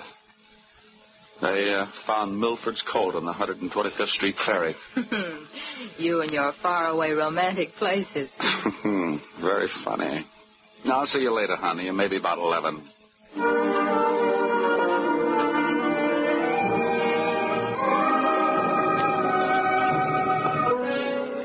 Expense account, item 4. Nightclubs. $28. Harold Hatcher's hatchery was in a cellar under a hotel, but the prices were high enough to rate a penthouse. The club was draped in too much satin, its lady customers in too little. The decor was French provincial, the music was Brazilian, and the food was from Dixie. The drinks looked weak and the waiters looked strong. All in all, the joint was a sight for sore eyes, for making them sore. The only pretty thing in the place was a blonde. She came strolling up to my table, her hips unconsciously sending subtle little messages back to the rumba band. She opened her mouth, slid her tongue over her lower lip, and let a few warm, soft words slide out. Looking for someone? Well, you'll do until the real thing comes along. Sit down. Thanks. I won't have a drink. Oh, I didn't ask you. My name is Janelle. Janelle? Wow, that's a nice name. I understand you were asking about Mr. Hatcher. Well, I asked if he was in. The waiter said he wasn't. Do you know him? More than somewhat. What do you want to see him about? A mutual friend, Milford Brooks. Uh-huh. I know most of the quiet-closed boys around here, so you want a cop. You don't look like the type that would be a society friend of the Brooks family, so what are you? I'll ignore that. Is Hatcher around? He might be. Then come on. Where's his office? The top of those stairs. Can I expect any trouble getting in? You won't have any trouble. How do you know? Because Harold sent me down here to look you over. Oh. I think you're all right. So, I won myself the good housekeeping seal of approval, huh? Keeping a house with you would meet with my approval. I ran for my life at a slow walk up the stairs. When I located the door to Hatcher's office, I knocked once and went in. Come on in. Thanks. So I'm Johnny Dollar. I was hired by East Coast underwriters to protect the interest of a kid named Milford Brooks III. Now, what's that supposed to mean to me? You know him, don't you? Well, he isn't exactly one of my boozing buddies. How much money does he owe you? Yeah, we've got him on the books for a few bob. Why? They picked up his top coat tonight on the 125th Street ferry. He wasn't in it. It might have been suicide, or it might have been a knockover made to look like a suicide. What's your choice? What do you get off asking me about my choice? Where were you between 11 and 11:30 tonight? What's it to you? I thought you might like to rehearse some answers. The law will be asking some questions real soon now. I don't know why I should tell you, but I was driving around in my car getting some air. Oh, now you'll have to do better than that. They found one of your match folders under Brooks' coat. You're out of your mind. Let me ask you. The kid owed me a couple of $100,000. You think I'm going around knocking off my own assets? Hatcher, I don't know whether you're stupid or bright. Don't worry about it. I know. What about that insurance policy? What insurance policy? Now, look, Hatcher, we're big boys. We both know that changing a beneficiary in an insurance policy is a legal transaction. That means witnesses. That means it isn't secret. What are you talking about? That you and East Coast underwriters and I know all know that Brooks made you the beneficiary in his policy and that you stand to come into $2 million when they fish out his body. I don't know anything about it. Motives don't come much bigger. I'm telling you, this is all news to me, and you and nobody else is going to make me move off that story. I feel the same about mine. It doesn't take a genius to know that Brooks didn't love you $2 million worth.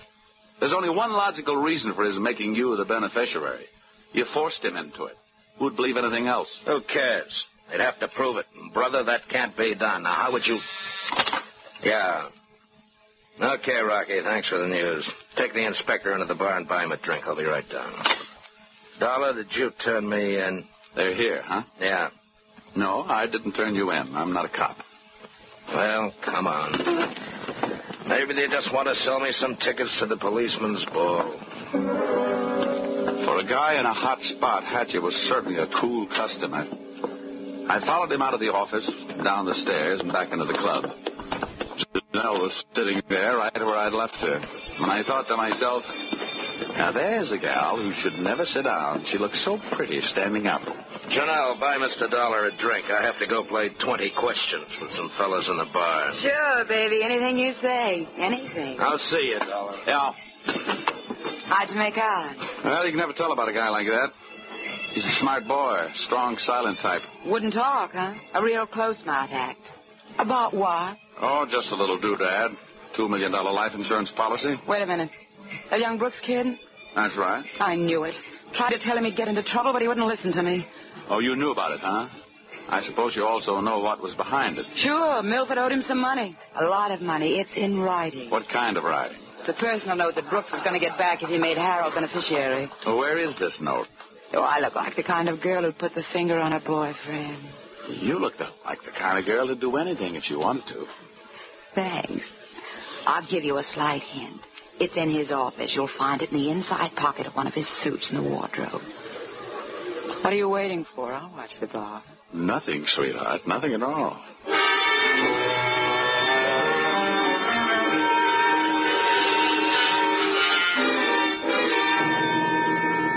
Whatever her reasons, Mr. Harold Hatcher's little female playmate was trying awful hard to send him up on a murder rap. And I was going to try awful hard not to let her down. Back in Hatcher's office, I found myself alone in a room with a telephone. And being a guy who can never resist a free call, I unleashed the magic wonders of the AT&T.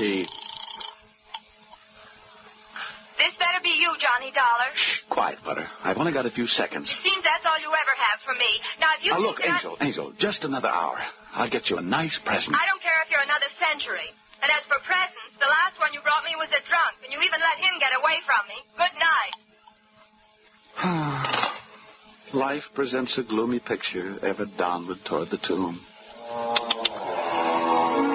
Having wasted those few precious moments of an already misspent youth, I decided I'd get on my pony before Mr. Hatcher showed up. I found Milford Brooks' personal note in one of Hatcher's suits, all right.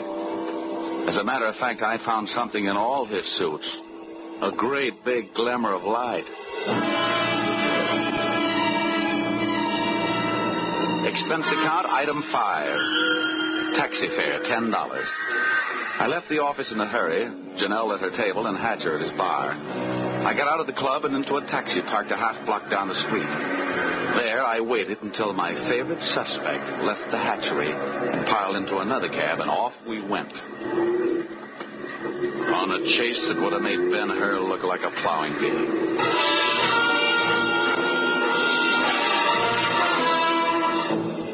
We skidded over to Lexington and headed uptown. At 72nd, the cab turned right and pulled to a stop. My driver was on his toes, and his toes were on his brake. We stopped, too, half a block behind. You want us to wait, huh? No, here you are. Keep the change. Hey, thanks.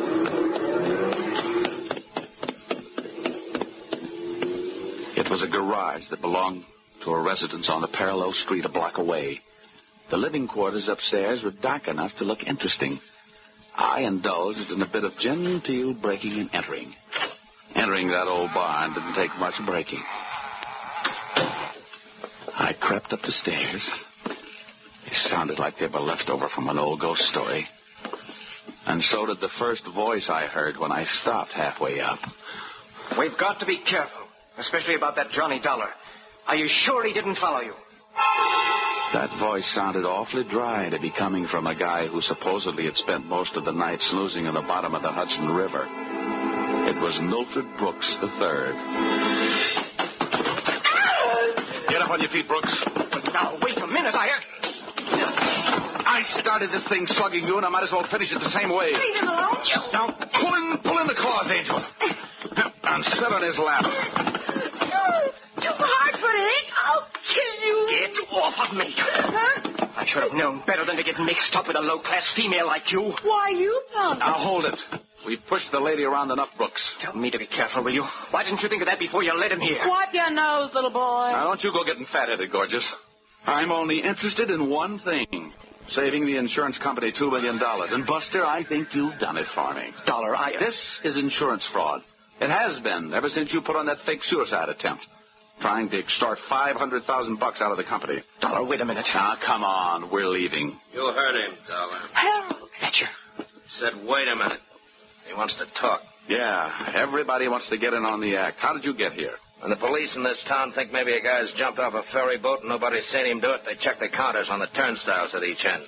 In the case of Brooks, as many people got off that boat as got on. Well, it makes sense. They'd hardly hold the guy because somebody lost a top coat. How did you know we were here? You know me, baby. You never go any place I don't know about. Okay, Brooks, you felt like talking. Now I feel like listening. Get it up. Well, I don't know what you mean. I know what you mean, Hatcher. One, he gave you a big, fat $2 million motive for murder. And two, he did his best to make it look like you did murder him with that broken-down match cover plant on the ferry boat. It's just that simple. And you, baby? Harold, please. You put him up to it, didn't you, you cheap little muscler? Trying to get rid of me, will you? No, Harold. Now, calm down, Hatcher. You don't need any gun around here. They're tame. Well, maybe I'm not. Since so many people have gone to so much trouble to hand me a nice, easy way to make $2 million, maybe I'll just go ahead and make it. I'll show these amateurs how these things are really done. Come on, Brooks. How'd you like to go for a nice, cool, half a ferry boat ride? No, Hatcher. No. Look, it's her fault. I'll give you anything you... You're wrong, sonny boy. You're going to give me everything. No. You can't. Let me out of here. Brooks bolted for the door. Hatcher snapped a shot at him. And I hit Hatcher with a do-or-die tackle from behind. The gun flew out of his hand. No, you don't. I beat him to it and swung it straight into his skull.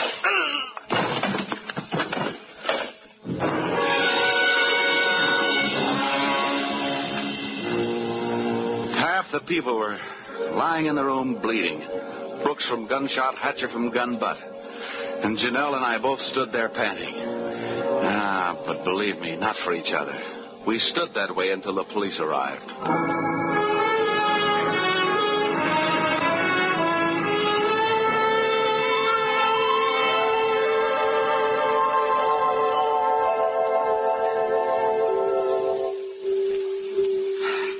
Dollar, it's beyond me. I sent you out to protect the life of a very important policyholder, and now where are we? Standing in a hospital corridor, worrying about whether he's going to live or die. As far as I'm concerned, Mr. Farnsworth, you're only half right. I'm just standing in a hospital corridor. Dollar, you're heartless. If you'd been bitten where you bit me, you wouldn't care if you'd lived or died either. I'm getting out of here. Well, where are you going? It'll be explained in my expense account on the miscellaneous expense. Now, don't fall over when you come to an item for $318. $318? For what? Not for what, Farnsworth? For whom?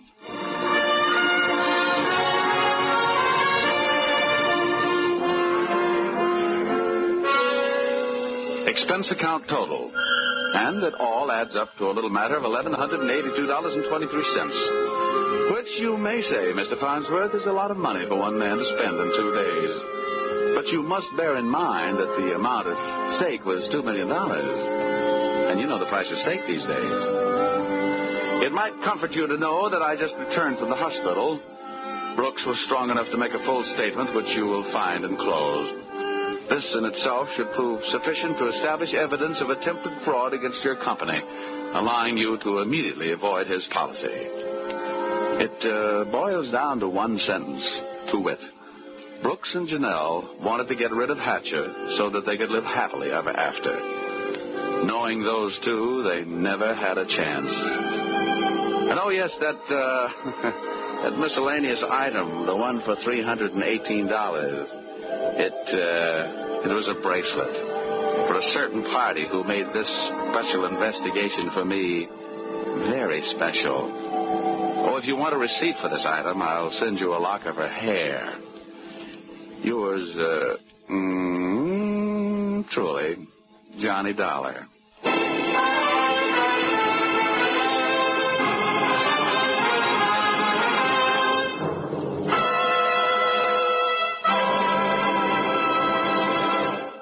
So with the final signature on his expense account, Dick Powell as Johnny Dollar has just closed the books on his first adventure in this new CBS series.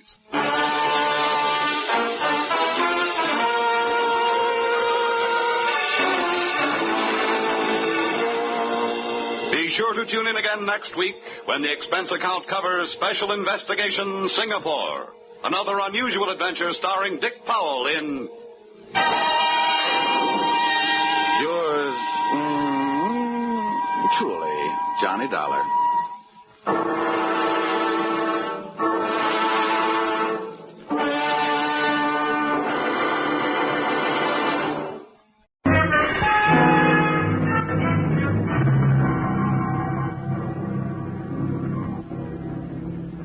Expense account submitted by Special Investigator Johnny Dollar to Home Office, Britannia Underwriters Association, Hartford, Connecticut. The following is an accounting of my expenditures during my investigation of the unscheduled performances in Maximilian Sandro's animal show. Or, all they needed was a clown, and then I showed up. Or, I once thought I'd run away with a circus. This one I wanted to run away from. Expense account, item 1, $70.21, train and cab fare from Hartford to a vacant lot just outside Brunswick, Georgia. The winter quarters of Maximilian Sandro's animal show. The first animal to show was an elephant. Bravo! Bravo! Hey, mister, where can I find Maximilian Sandro? Come on. Hey, mister, I want to ask you a question. Please, you're not so loud. You upset the Blanca. I'm going to try to teach you an aria for next season. An aria? Well, that should set opera back 10 years. Sweet, Blanca, sweet. That's the only musical elephant in the world. The pachydermachantos. Well, look, I'll stop interrupting rehearsal if you'll tell me where I can find your boss, Maximilian Sandro. My boss? Yeah. It is I. I am Maximilian Sandro. Oh, that's good. I'm Johnny Dollar from the insurance company. Oh, let's make it something else. Blanca, you rest. I'm going to come back when I'm through with Mr. Dollar. Well, as I understand it, Mr. Sandro. Oh, that's a poor Blanca. She don't like to see me go. You know, she's like a puppy to me. But this is the new black leopard. That's the beginning of all of my trouble. I'm going to show you to her. Someone has tried to steal her. And that's what I don't want, Mr. Dollar. Well, since Britannia Underwriters insured her for $20,000, that is what they don't want, too. See, it cost me too much to get her from Africa. To lose her, that would ruin my financials. Everything would go. Ah, these are my monkeys. Yeah. Hi. Look, Mr. Sandro, how does anybody go about stealing a neat little package like a black leopard? And why? Why? Mm-hmm. Because she's a very special leopard. She's a very big, very shiny. I'm going to name her Ashanti. She's going to be my prize attraction. There's lots of animal shows would like to have her. Oh, you suspect your competition? Oh, gee. Well, when was the attempt made? One night last week they make with a truck. They tried to pull her cage away, and we saved her just in time. Oh, this is my finches, the parakeet, the toucan, and this is my crow. Yeah. Very nice. Colorful. Did you try and trace the truck? Man, no, it's no way to trace. They went away, whoosh, no lights. And it's something else that's not right at all. So, yeah, what's that? I'm going to make a big plan. I'm going to get all the money I can put a hands on to buy her from this man at Tex Randall. And then now he said the money that was enough before is not enough now. He thinks he cheated me, this Randall. Well, I'd like to help you with that, too, Mr. Sandro, but I'm afraid that's your problem. My job is to see that your leopard isn't stolen. I see, I know. You get to pay for your job, but you do it. And then... Oh, no. There is the shot. There is my leopard.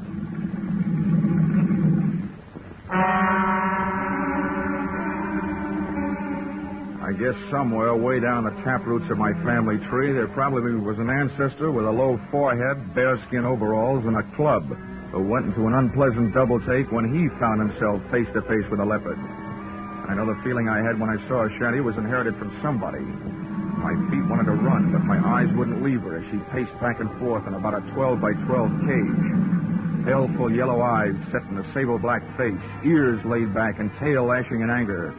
and lips that drew up showing the nastiest set of choppers I've ever seen. She was beautiful, all right, but my vote would have gone to the iron bars that separated us. They were downright gorgeous. Don't waste the time on the walk back. Boy, you be a good girl.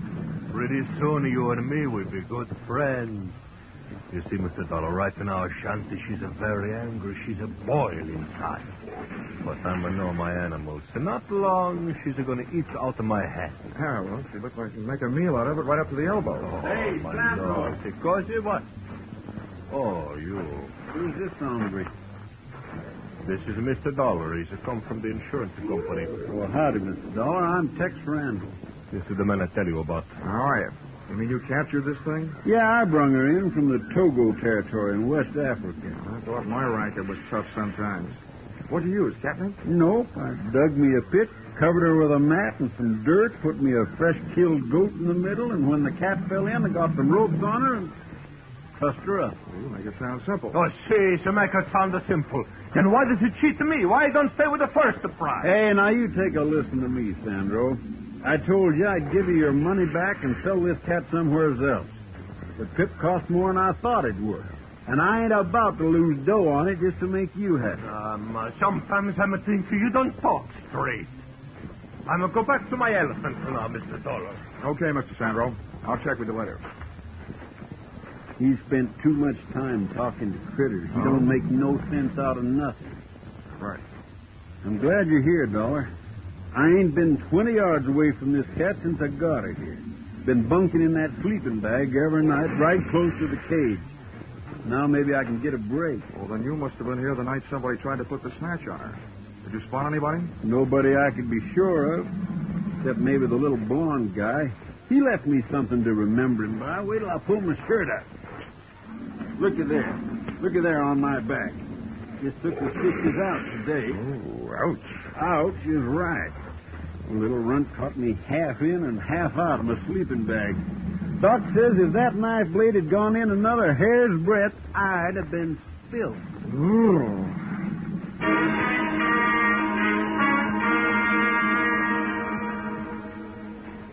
And with that happy thought, Tex Randall, a hard man to kill, left to go into town. I watched the shanty turn into enough raw meat to keep a kennel of Great Danes happy for a week, after which she settled down for what you might call the original catnap. Sandro's elephant settled down to a short vocal lesson, and I settled down for a game of mumbly peg. But before I could get warmed up, I had a visitor. Hello. Wow, the Ava Gardner type with darker hair and olive skin. You look as though you could use some company, Mr. Dollor. Well, who couldn't? I was beginning to think the only females around here walked on all fours. I've had the same feeling about the males. Then he didn't mention me. Who? Pop, the boss. Oh, no. Sandro didn't mention much of anything but his black leopard. Well, I'm Angela, his daughter. Oh, I see. He probably forgot to mention you on purpose, hoping to keep my mind where it belongs, on my work. Well, that's what I came to talk to you about. What can you do? You can't stay with the shanty for the rest of her life, can you? Well, before I found out about you, I would have said no. Please be serious. All right. There's only one thing to do. If the leopard isn't safe here, and from what I've seen and heard, I don't think she is, I'll just have to take her someplace else until this is all cleared up. Take her someplace else? Mm-hmm. Well, that would break Dad's heart. It would break the heart of the company that hired me if a shanty turned up missing. Look, he can't take her on the road until next summer. We'll keep her safe until then. I'm sorry, but it's all I can do. Oh, poor Dad. He's going to hate you for it, you know. Oh, well, that I can stand. But there's no sense you're wasting our time feeling the same way. I didn't say I would, did I? As a matter of fact, I was going to stay right here until you asked me out to dinner. Or something. Oh, well, let's not hurry. Stick around. I'll figure out where to invite you when I know you better.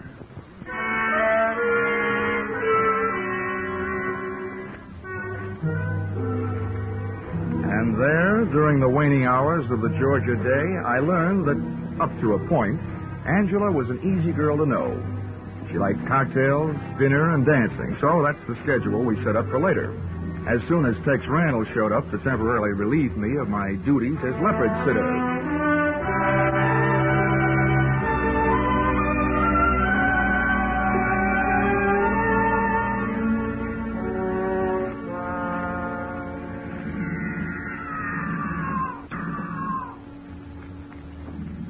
But at martini time, I was still sitting.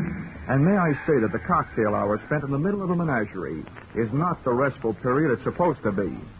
As soon as the sun dropped, the noise rose. Wild brains and caged bodies reacting to the night, instinctively telling the countryside that whether they were free or not, this was their hunting time. I not only felt like Tarzan of the Apes, I felt uneasy. The shanty complained to me. A light from somewhere behind me glinted in her eye, then disappeared as she started her back and forth pacing again. Sounded like she was trying to tell me something. She was. I was too stupid to understand it.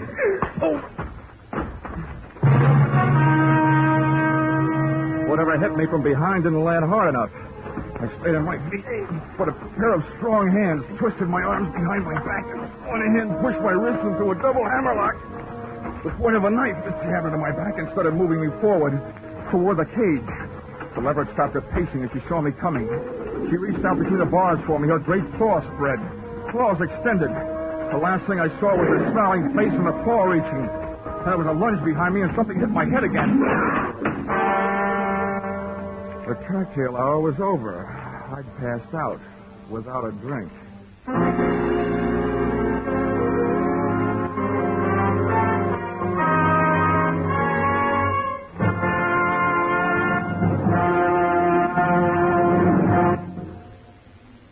In just a moment, we will return to the second act of Johnny Dollar. But first, last week, Vaughn Monroe's Caravan saluted the Rose Bowl team. Tonight, Vaughn will play the favorite songs of Louisiana State and Oklahoma, the Sugar Bowl team. Vaughn's Caravan will also bring you the 5 top tunes of the week as chosen by Variety, and later, Gene Autry will be here with his Western music and cowboy humor. The Vaughn Monroe Caravan and the Gene Autry Show are regular Saturday evening features of most of the same CBS stations. Now, with our star, Charles Russell, we return to the second act of yours truly, Johnny Dollar.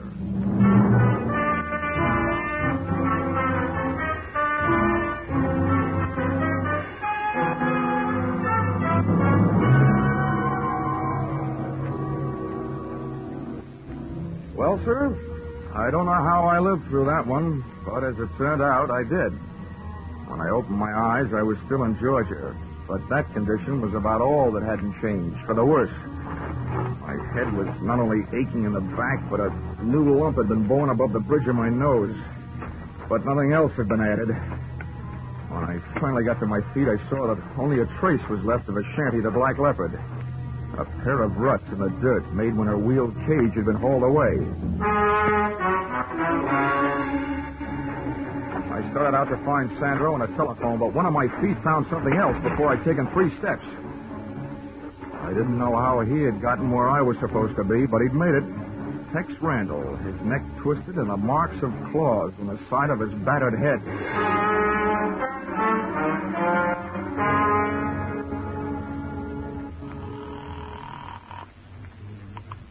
Police Department, Central Precinct, Sergeant Miller. Hello, my name is Dollor.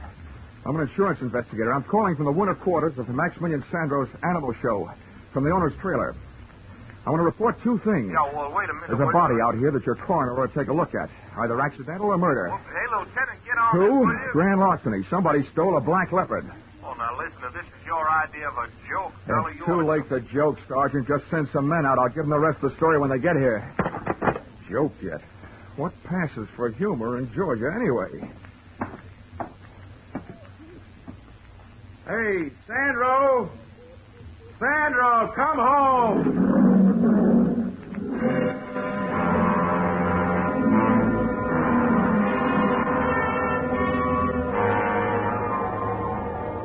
Nobody answered me but an old Liberian lion. So I shut up.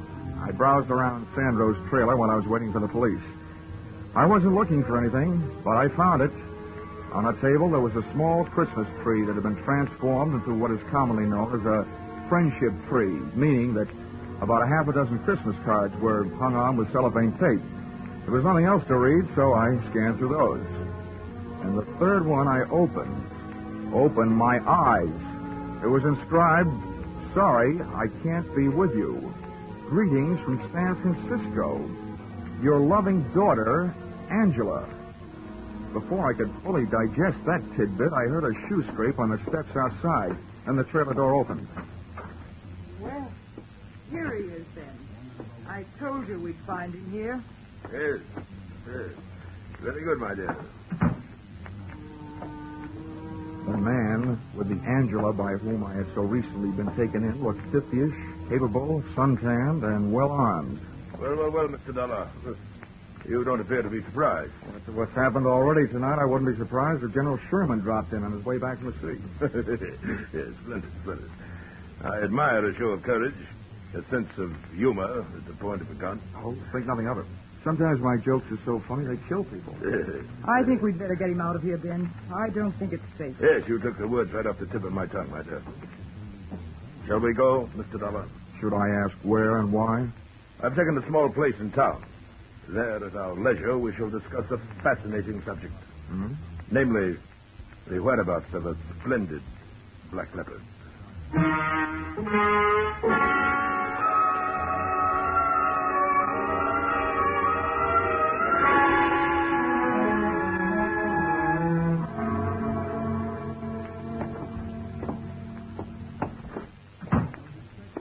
Move right ahead, Mr. Dollor. Oh, my dear, run up to Harold's room. Fetch him down. I may need him. All right, then. Into this room, Mr. Dollor. And please be seated. If you don't mind my asking, Ben, how do you manage... My dear sir, Hmm? it just so happens that my full name and title is Sir Bennet Mountford. The term of familiarity, Ben, is to be used only by my closest friends. Now, if you will couch your question properly... Oh, it wasn't important. I just wondered, since that gun seems to be so much a part of you, how do you manage without shooting yourself while shaving? You've a ready wit, haven't you? I know the proper time and place for a weapon, my boy. I've learned from experience. I chose early in youth as my avocation the hunting of big game. If you had faced the last desperate charge of a wounded lion or a maddened rhino as I faced them, you too would realize that a good weapon, properly aimed, is man's best friend. Which brings us to the subject of our mutual interest, the black leopard. Where have you hidden her? What makes you think I have? No. Let's have no deception, sir. The report brought back by my charming accomplice, who so ably posed as the daughter of that stupid showman, Mr. Sandro, was that you made no secret of your plan to carry off the cat to a place of safety. You will not deny that. Why should I? You wouldn't believe me if I did. Yes. An admirable attitude, sir. Now, once more. Where is the leopard? If I told you, it wouldn't be worth much as a hiding place, would it? If you do not tell me, your life will be worth very little. Come now. Perhaps your loyalties are misplaced. What did that market hunter, Mr. Randall, tell you about the cat? Not much. Except that he got a knife in the back, put there by somebody who was trying to steal her. Well then, sir, I'll spin you a tale that'll set your blood to pounding. What would you say, my boy, if I told you that that black leopard is worth a king's ransom? Well, I don't know. I'd probably ask why. Well, she is, sir, and I'll tell you why. She was captured in the Togo territory, West Africa. I am quite familiar with that section. I've hunted there. A district par excellence for elephant, buffalo, and situtanga. As a matter of fact, I was there before and shortly after Randall's infamous trapping of that fine beast. Did he tell you that? Well, if he did, it didn't make any impression. I hear there are a lot of people in Africa. Well, to continue. The Togo territory is inhabited by the Awe tribe, a group of long-headed patrilineal people whose most interesting characteristic at this moment is the fact that they are animal worshippers. Now, does the point sink home? Vaguely.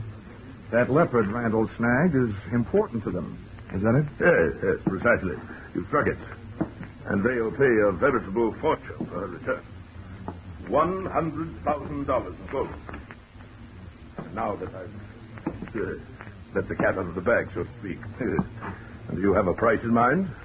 In return for which you will share with me the hiding place of the animal? Yeah, you go on back to Togo, and I'll cable you the address.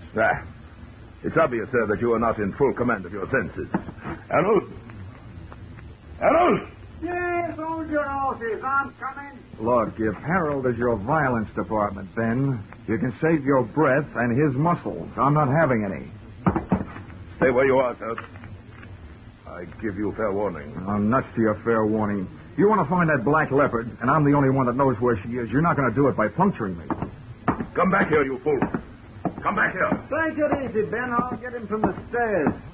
That's far enough, Mr. Dollor. You better call off your infantry, Ben. All right, wise guy. In it comes. Harold, wait. Let him go. What's the matter? You crazy? He's going to stale me. Let him go, lest Randall have the upper hand. Oh, brother.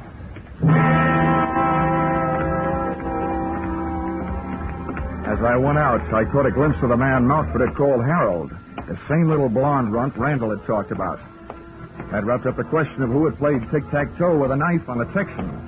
But 10 yards of Sir Ben's front walk later, I suddenly remembered Mountford's last words. Lest Randall have the upper hand, he said. It sounded like he didn't know Randall was dead. Which shook my head, and in a strictly nonsensical way made sense. Well, there was only one place for me to go, so that's where I went. Back to Maximilian Sandro's Animal Show.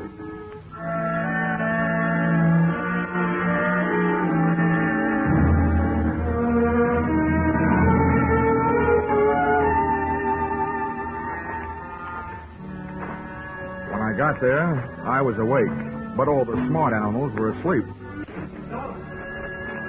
Dollor! Maximilian Sandro hailed me from the lee side of a tent. Come in, Mr. Dollor, into the shadows. The police is by my trailer. Where have you been, Sandro? I was hiding, but I worry so much about you. When I come back where you are, you're not there. What do you mean by your black leopard's cage? I'd left. That place had unpleasant memories for me. Oh, see, me too. I'm sad with... You see, when I see that man, Randall, he'd push you to the cage with a knife, I'm going to go crazy. I'm a nothing. I'm a run up and a push. So then you fall, you hit your head in the bottom of the cage. And then Ashanti, she hit the Randall instead, and I'm so sorry. Don't bother with an apology to me. No, you don't understand. Look, I'm going to commit a murder. With these two hands, I'm going to push him on the leopard. Oh, well, there's such a thing as justifiable homicide. You were saving my life. So let's not worry about it until it gets to court. If it does. Where did you take your cat? How you know that? Nobody else has her, so you must. You were at the right place at the right time to haul her away. All right. I tell you true. I take her away where she's safe.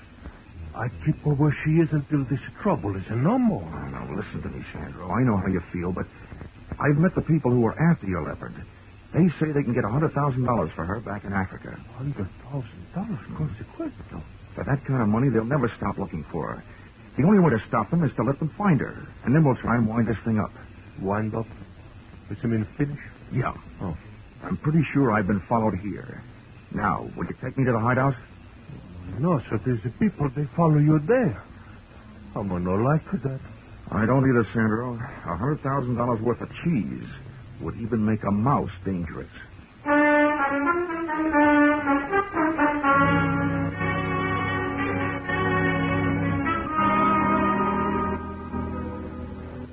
Sandro was a hard man to convince.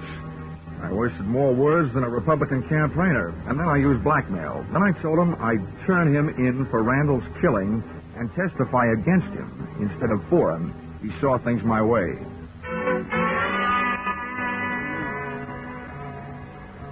The leopard's lair turned out to be an abandoned barn 5 miles farther out of town, to which we went in a truck that Sandro had driven into that jungle-type vacant lot. Now, come. This way, please. This way. Okay. It's a little side door.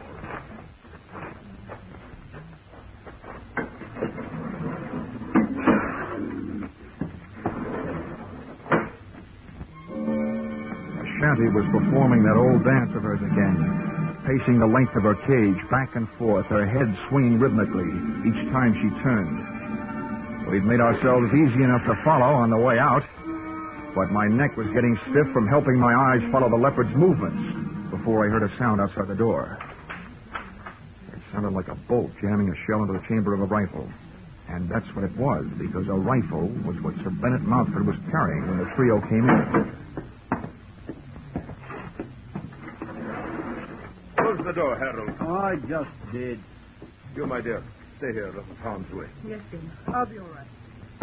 Well, Mr. Dollor, I would say that the long stalk is successfully completed. The search ended. You're quite a hunter, Mountford.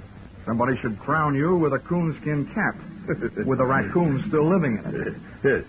I'm glad to see you enjoying yourself, sir. Since the time for levity is on the wing, so to speak. Harold. Yeah, name it. Keep these two in your sights with a ready finger on the trigger. I'll set about putting this vicious cat out of existence. No, he's not shooting my Ashanti. Hey, Mountford, are you crazy? Put that rifle down. Shut up, Dollar. You won't run anything. Mountford, if that cat's worth $100,000 alive, why kill her? Because we shall realize a much greater profit with her dead. Namely, 500,000 of uncut diamonds that are hidden in the floor of the cage. Diamonds?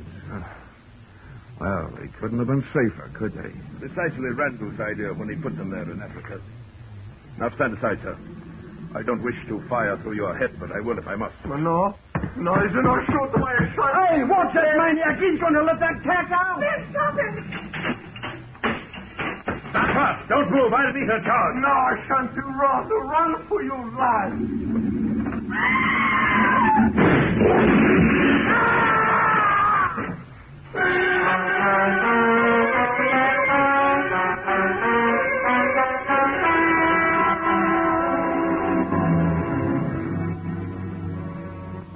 Mountford had a lot of guts, but sometimes luck helps, and that night he didn't have any. Ashanti sprang straight through the little door of her cage. She was still in the air when she went past him, head high, and as she did, one of her fatal front paws reached out for him. It looked almost delicate, but the force of the blow sent Mountford clear across the barn, and when he landed, he didn't move. Ashanti straight toward a square of night sky showing through a window, and she was gone. Ashanti, come back. I turned back, away from the window, to check on the rest of our guests, but they were gone. Apparently, there was something about a leopard on the loose that had made $500,000 in diamonds not as important to Harold and the phony Angela as distance between them and that barn. So, there I was, suddenly left with nothing to worry about. If you can call enough diamonds to stock the Kimberley mines, nothing.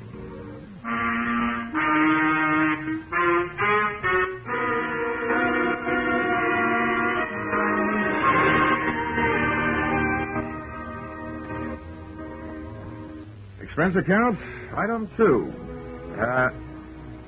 Item 2? A case like this and I haven't laid up a cent. Oh, well, Christmas is coming. Item 2, $3. Cab fare from Brunswick Police Headquarters to hotel after giving them my statement, which they didn't believe until they saw those diamonds. Then they sent out a 3-state alarm to pick up the phony Angela and Montford's shiv-man, Harold. And expense account, item 3, $70.21. Train and cab fare, Brunswick to Hartford. Oh, and this advice I'll toss in for free. At last report, Ashanti was seen headed west toward Okefenokee Swamp, and Sandra was organizing a group to go after her. My advice is this. Don't insure the lives of those men. If you want to throw your money away, throw it to me.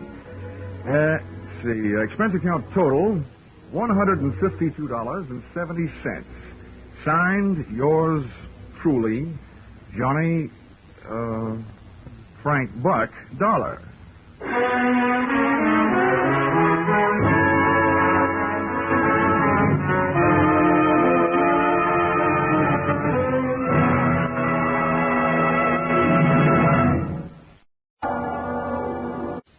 Wikipedia says that the island of Haiti can be called San Domingo, Santa Domingo, or Hispaniola. Well, after my visit there, I could suggest a few more things they can call it, but they probably wouldn't get past the census.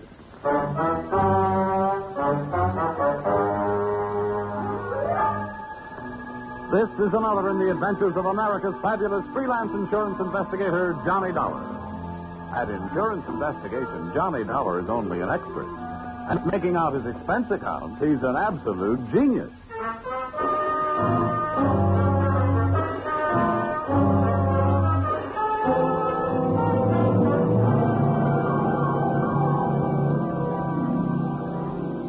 Expense account submitted by Special Investigator Johnny Dollor. To Home Office, American Federated Life Insurance Company, Hartford, Connecticut. Attention, Harvard Huntington, General Manager. The following is an accounting of my expenditures during my assignment in Port-au-Prince, Haiti. Or, the nights may be black down there, but the magic is blacker. Expense account, item 1, $15 for a pair of tickets to see the show Detective Story at the Hudson Theater, New York, which I never got a chance to use. Film with your hearts at home promptly at a certain time. I want to thank you for coming out here. Why, that's all right, sir. Sorry to break into your evening like this, but since I have, I'll get right to the point. Fine. Perhaps you've heard of the Gordon family here in Hartford. Well, what I see of the society page is while I'm flipping back to the sports section. But I've noticed the name. Diamond-studded, aren't they? Yes, immensely wealthy. Pillars of society and, surprisingly, quite a proper family. It is all but one of the sons, Ralph. A heavy drinker, complete wastrel, ne'er-do-well. A blot on the old escutcheon, eh? Yes. Continually getting into one scrape or another. Now he's done it again. I take it that you're not worried about Ralph the man, but about Ralph the policyholder. Well, to put it bluntly, yes. I don't think it's unethical for a company to protect its interests. In this case, the policy is in the amount of $150,000. Payable to his death to charity or to his wife if he's married. Yeah, it's quite a piece of paper. Yes, to be quite candid, I rue the day it was issued. But the point is this. Ralph Gordon, at last report, is dying aboard his yacht at Port-au-Prince, Haiti. Oh, you don't need me, Mr. Huntington. You need the Mayo Clinic. Dollar, I hesitate to even mention this in the presence of the same man, but from everything we can learn, young Gordon is not dying from any known malady. He's dying as a result of a... Well, it's pure nonsense. He's supposed to be dying as a result of a voodoo curse. Now, anyone with any sense... Now, wait a minute. Where'd you get your information? From his older brother, Thomas. He's a doctor. He's down there in Haiti with Ralph. I want you to go down and debunk this thing, Dollar. Find out what's wrong. Why, any sane man knows there's no such voodoo. You don't believe in it, do you? No. Not unless I see it working.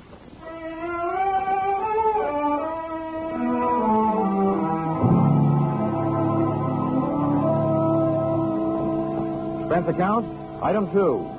$148.70. Hartford to Port-au-Prince via airplane. Expense account item 3, $32.50. Tropical clothes. They didn't fit me, but they fit the weather. And item 4, $25. Spent while I browsed the waterfront bars in Port-au-Prince, looking for somebody who knew where the Gordon yacht was moored. Know about this. When I found him, he not only knew that, he knew everything. Ask me first. My name's Cap Reagan, and I've been here since before repeal. Give up my citizenship, I did. With the help of a couple of prohibition agents. Oh, you don't say. Uh-huh. And I figure on sailing out in the final days right here. What do you want with the Gordon craft? I want to see the owner, Ralph Gordon. How do I get to it? Oh, I reckon you'd pay me to row you out to her. My dinghy's down at the foot of the pier, just a short hill from where we're at. Oh, well, good. Come on, let's shove off then. Just wiggle it down my ration here.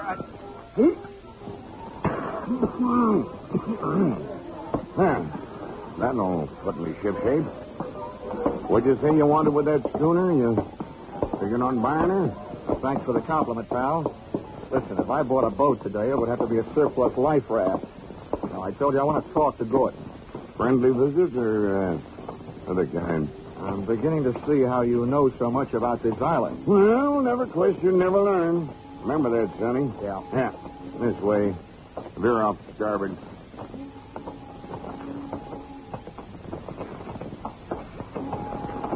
Oh, sure.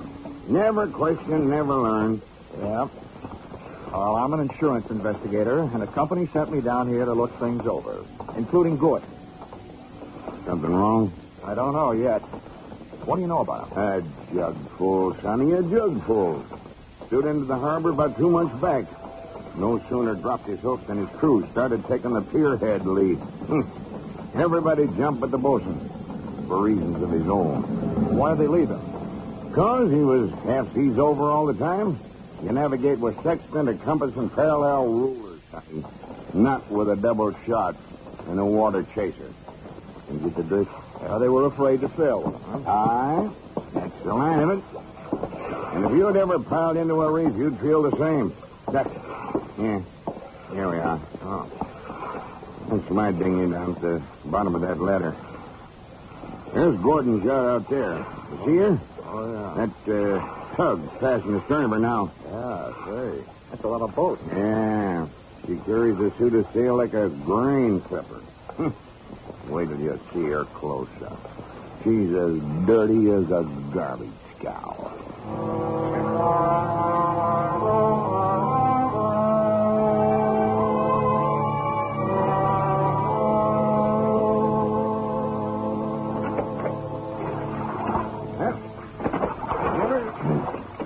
Give her a hail now, Sonny. They're close enough. Hey! Anybody aboard? Hey, aboard the yacht. Anybody home? Yes? What do you want?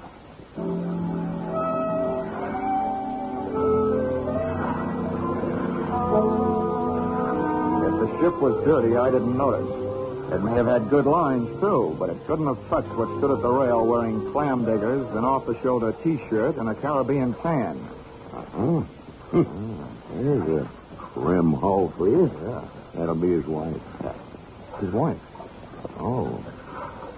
Can I come aboard? Who are you? What do you want? I'm Johnny Dollor from Hartford. I want to talk to Ralph. Oh. Why, yes, and I guess you'll have to come aboard. Yeah. I'll swing the stern into the ladder. Okay. There you be. Oh, Steady now. Steady. Okay, Captain. You wait for me, huh? Yeah.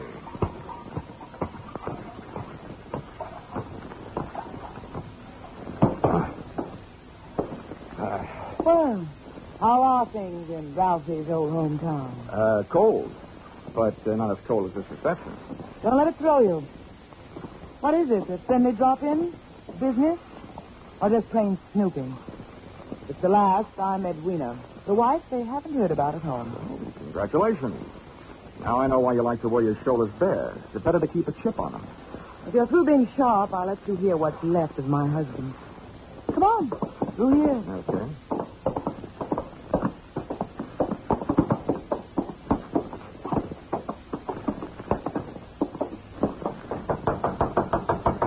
Hey, Ralph. Ralph, you've got a visitor from Hartford. Get away from this cabin, you dirty-nosed gold digger, and take your visitor with you. Wine's all gone. Why don't they send another case of wine? There you are, John. You've got the door locked. It'll stay that way till he runs out of wine. You heard enough? Yeah. Enough to know how you acquired your charming attitude. Forget it. I walked into her with my eyes wide open. Let's get back out on deck. The light's better for throwing bobs at each other. Yeah, sure. Sounds like fun.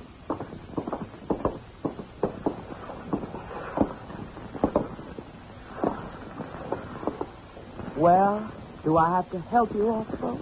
Not until you help me by answering some questions. I'm an insurance investigator, and I was sent down here by the company that holds a policy on your husband's life. Oh, what should I do, Frank? The story they got was that Ralph was dying from some kind of a voodoo curse. They don't believe it, and neither do I. Why not? It might be true. Huh? Well, some old dame, they call her Maria Lascelles. She came out to the boat. She yelled some things at him, and when Ralphie threw a bottle at her, she swore she'd put a curse on him. How'd they hear about that back in Hartford? Ralph's brother, Dr. Thomas Gordon, told them. You know him? Yeah, we hate each other. I wonder why he told them. Maybe because he thought somebody, who'd be better off with Ralph dead, was using Maria Lascelles' curse as a cover-up.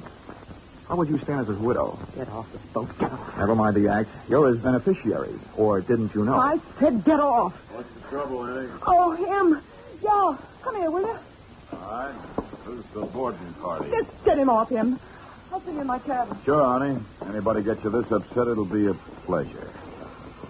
Well, mate, do you walk or dive? Save your strength for the last scene, Goliath. I was just leaving.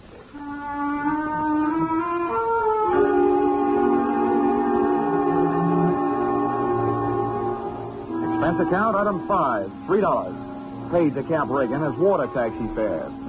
Item 6, 80 cents. Land taxi fare to Hotel Francois. An up-at-the-heels hangout for not only the best in tourists, but also Brother Thomas Gordon, M.D.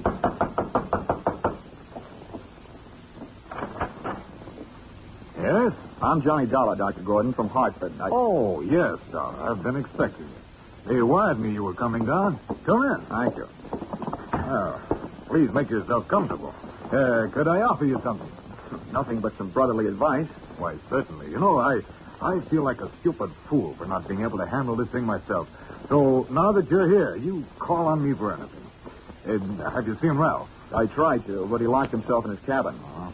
Tell me, as a medical man, how do you digest this voodoo curse story? Why, it's ridiculous. Good heavens, this is the 20th century. I do think that science doesn't know everything it would like to know about voodoo and black magic. There are stories supposedly true, but any victim would have to have a highly susceptible mind. Now, I know my brother, Mr. Dollar. His mind is susceptible only to his own whims and fancies. Well, then what's the matter with him? Well, that's it. I don't know. He's drawn within himself. He seems to be searching almost insanely for escape through alcohol. Hasn't anybody thought of putting him on the wagon?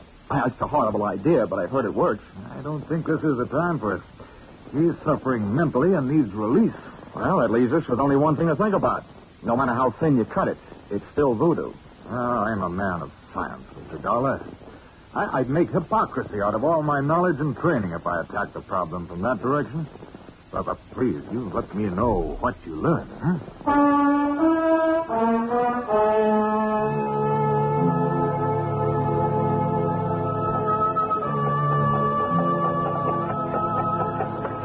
Expense account, item 7. $4. Rental of horse and cart in which my walking tourist guide, Cap Riggin, and I jolted out of town in search of Maria LaSalle. Something made me feel like I was riding my last mile in a tumbril en route to the guillotine. The moonlight was fighting a losing battle against an army of storm clouds that were sweeping in. And then to make it worse, I heard a drum. You there, Sonny? Yeah. Sort of a tired Gene Cooper. Means we're getting close to Maria's headquarters. Is she the only one around here? Yep. None of the good hoogans performs in her territory. She's too mean. Oh, great. What's the matter? We're here. That's the path. Over there by that gnarled old tree. From here on, you plot your own course. This is close enough for me. Oh, me too. Well, how do I know I can't put a curse on her? I've never tried. Smooth sailing, Sonny. The path ran along the edge of a field of sugar cane. On the other side was a solid wall of jungle. First, I smelled some feathers burning. Then I heard the chant.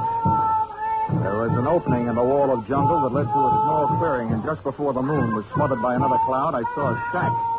Little clouds of smoke curled out through an open door, and I could see the glow of a fire on the floor inside. Maria, I want to talk to you. Who is it? Comes to the house of Maria. My name wouldn't mean a thing to you, but what I have to say will. Can I come in? What is this word of so great importance to stop Maria? All I know about voodoo is I don't believe it. I've come to you because I haven't got any answers from anybody else. I want to know what's behind this so-called curse you put on Ralph Gordon. You don't believe? You let me make you believe, eh? Ralph Gordon, he died tonight in the wind and rain. And for you, I have magic now. Look, regard my fire. You will see, you will believe this war. Voila!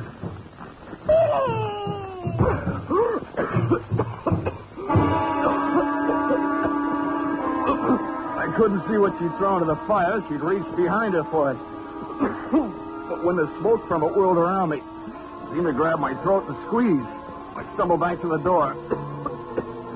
I hadn't believed in voodoo when I'd come in, but going out, I wasn't so sure.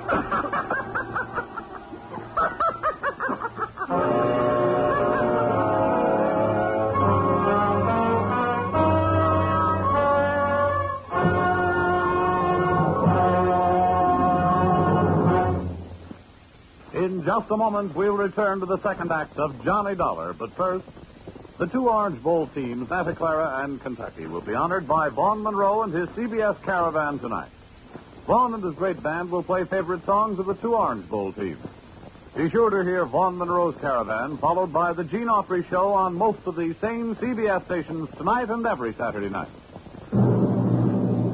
Now, with our star, Charles Russell, we return to the second act of Yours Truly, Johnny Dollar.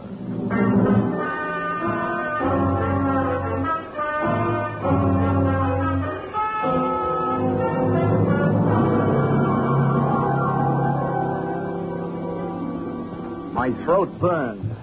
My eyes were looking at each other. My lungs felt like a pair of deflated footballs. And the blood in my head was pounding a better and louder rhythm than that drum. I staggered around the heavy jungle there, and when I could breathe again, I gulped in enough to lift the Graf Zeppelin. By that time, I was cool enough to get hot in anger.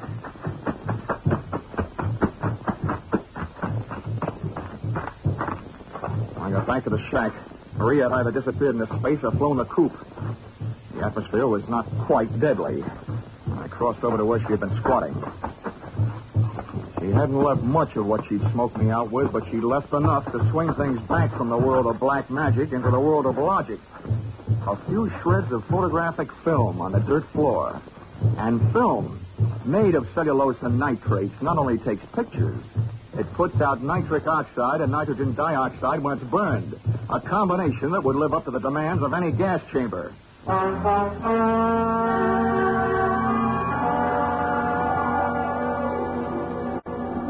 captain rowed me out to the Gordon yacht. This time I boarded without a hail.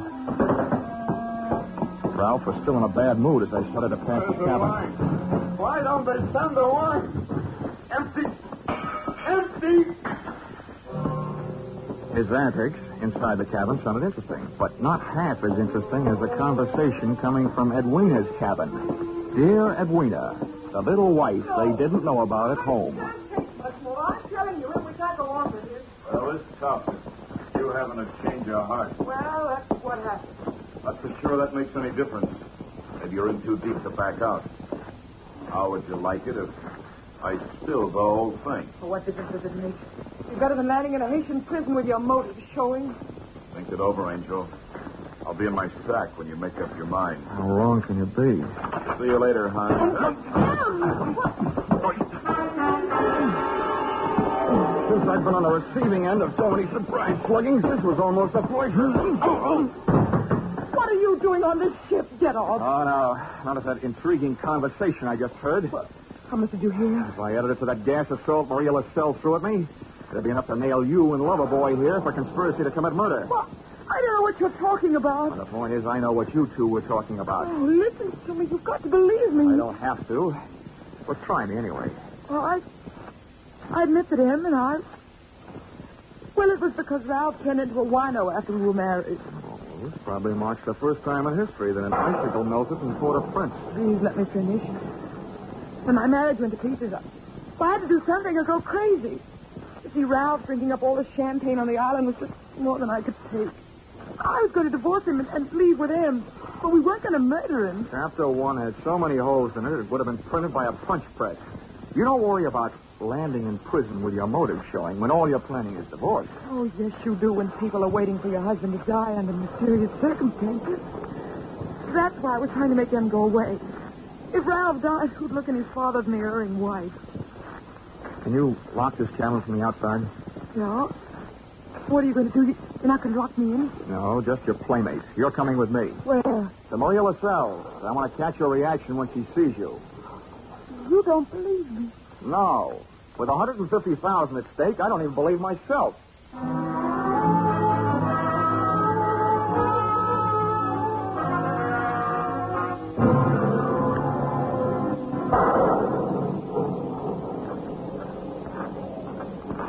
There's her shack. Go ahead. Go on in. Come to the door of Maria. Are you, woman? Well, Mr. Dollor, are you satisfied? Not quite. And you who don't believe, why are you here? You wish again to see the power of my smoke? Let's drop the act, Maria. I know what you threw into the fire. It was my bucket of smoke. Yeah, well, a good man from the police laboratory can sift enough out of those ashes to know it was film. What is this you say? I say that I've got enough on you, you old fake, to put you in the local pokey. Who dares to speak this to Maria? And that's where you're going to go if you don't cooperate. That's a promise. What is it you want? Did somebody put you up to this cursed business that Ralph Gordon is supposed to be under? Well, a man of your age. Who was it? I do not know. Now go. That is all. It's not enough. What was his name? I don't know the name. What did he look like then? My eyes are closed. Nuts. Come on. No. Taking you into town, I'm about to drag you by the hair. No, don't touch me. I will tell you how it is. It is true. I do not know the name or the face. He comes to me. He asks me when comes the next rain and wind. I tell him last night. But if it's tonight, the storm comes with the sea. He tell me he needs storm to close portholes in the ship. Huh? He say, if I bring this surf, I will be the best Hugon on Haiti. Because it kill white man. That is difficult. That is all. Now you go. How about the film for the fire? Did he give it to you? This is true. Not long before you come. Well, get rid of it, Granny, before you lose your license to operate. Now, you go. Maria will be alone. Papa, Okay, Mrs. Jordan. Let's not stay for the music. Did you make head or tail out of what she said? Hey, look. What goes into your husband's cabin? Nothing but food and wine. Mostly wine. Well, who fixes his meals? I do. Our cook left us. Well, what about the wine? Huh? Where does it come from? You said it was champagne, didn't you? Yeah. It always comes from the same place. Liquor shop in town. A case at a time. Oh, nothing makes any sense. What are you going to do? All I can do. Try every angle. But that's not all I'm going to try in that liquor shop.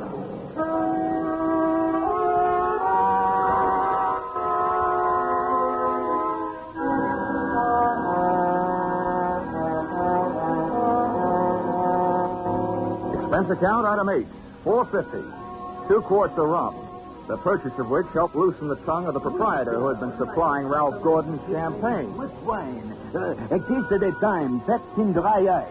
And the words that poured out weren't exactly intoxicating, but they sent me staggering to the nearest phone.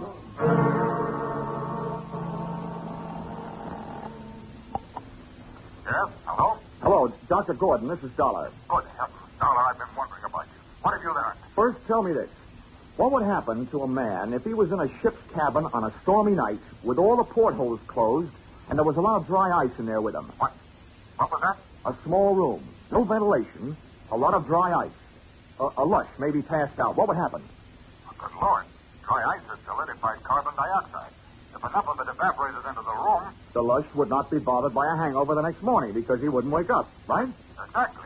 The gas, although not toxic, would force the oxygen from the atmosphere, and the result would be asphyxia. What are you getting at, Dollor? That curse your brother is suffering from is very scientific. The champagne he's been getting has been chilled by dry ice, about 5 pounds per case. And 1 case went out to the yacht just before the storm broke. Good Lord. Well, it may be just coincidence, but Ralph's wife and that bosun. Yeah, I know. For a bosun, he'd make a very good chemist. Well, send for a pulmotor, will you? If it's too late for your brother, maybe I can use it.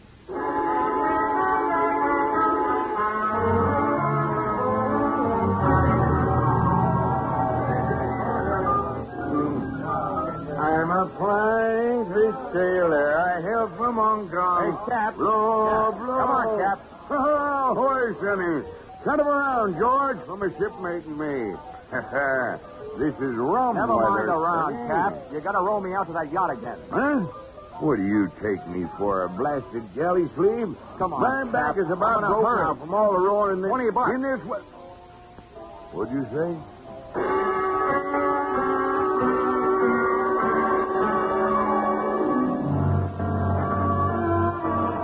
I didn't think it could rain any harder than it had, but it did.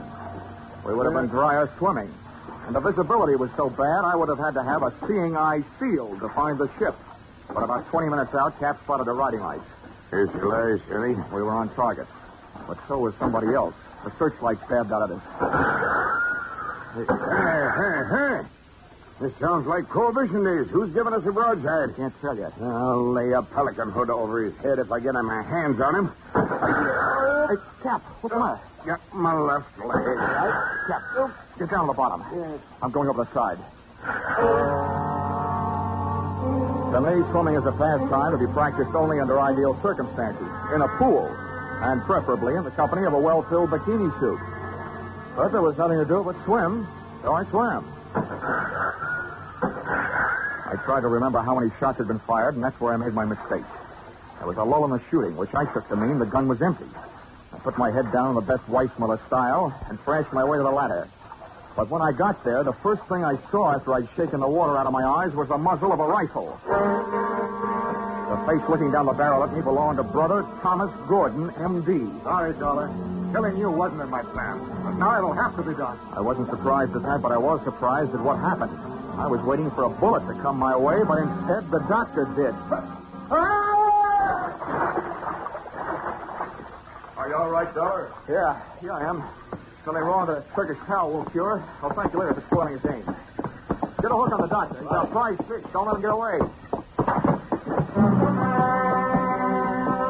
I grabbed a fire axe out of its case on my way to Ralph Gordon's cabin.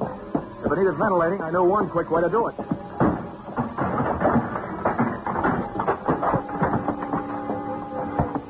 I didn't check for oxygen. I took a deep breath, held it, and went in. The cabin was littered with wine bottles, and in one corner, in an open case, was the dry ice that was in the process of cooling Gordon off for good. He was stretched out on his bunk. I hefted him to my shoulder and used the last of my breath getting him out of there.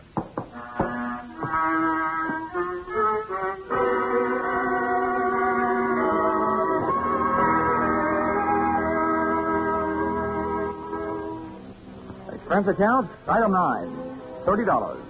Cover charge at a hospital where I put the revived Gordon under the care of a doctor, not his brother, who happened to be resting in a jail cell at the time. His motive hadn't been the insurance money. He figured to gain quite a chunk as the only heir to the Gordon fortune, if he could have taken care of Brother Ralph. Item 10, same as item 9. Same hospital where they patched up Cap Riggin. Item 11, $148.70. Return trip to Hartford. And expense account item 12, $40. An ounce of voodoo perfume for the lovely but sometimes chilly Edwina. Maybe if she tries that kind of magic on her husband, he'll spend less time with a bottle joy and more with her kind. Expense account total, $424.70. Signed, yours, truly, Johnny Dollar.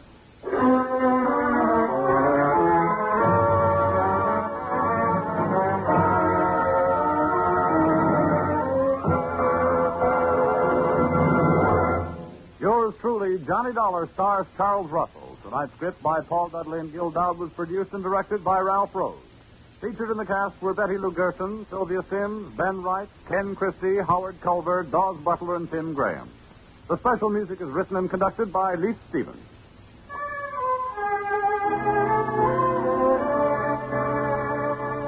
Be sure to be with us at the same time next week when another unusual expense account is handed in by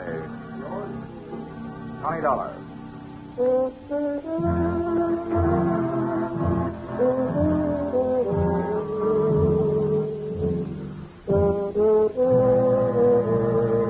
Were you right? Were you wrong? Did you know it was Buster Keaton playing Sing It Again's Phantom voice these last few weeks? Well, now there's a new Phantom riding the airways on Sing It Again. And for identifying him tonight, some CBS listener can win $50,000 in cash and prizes, radio's largest jackpot. Phone calls go out from coast to coast, so be ready for the new Phantom when Sing It Again comes your way over most of these same CBS stations later tonight. Now stay tuned for Vaughn Monroe's Caravan, which follows over most of these same CBS stations. This is CBS, where yours truly, Johnny Dollar, meets adventure every Saturday night. The Columbia Broadcasting System.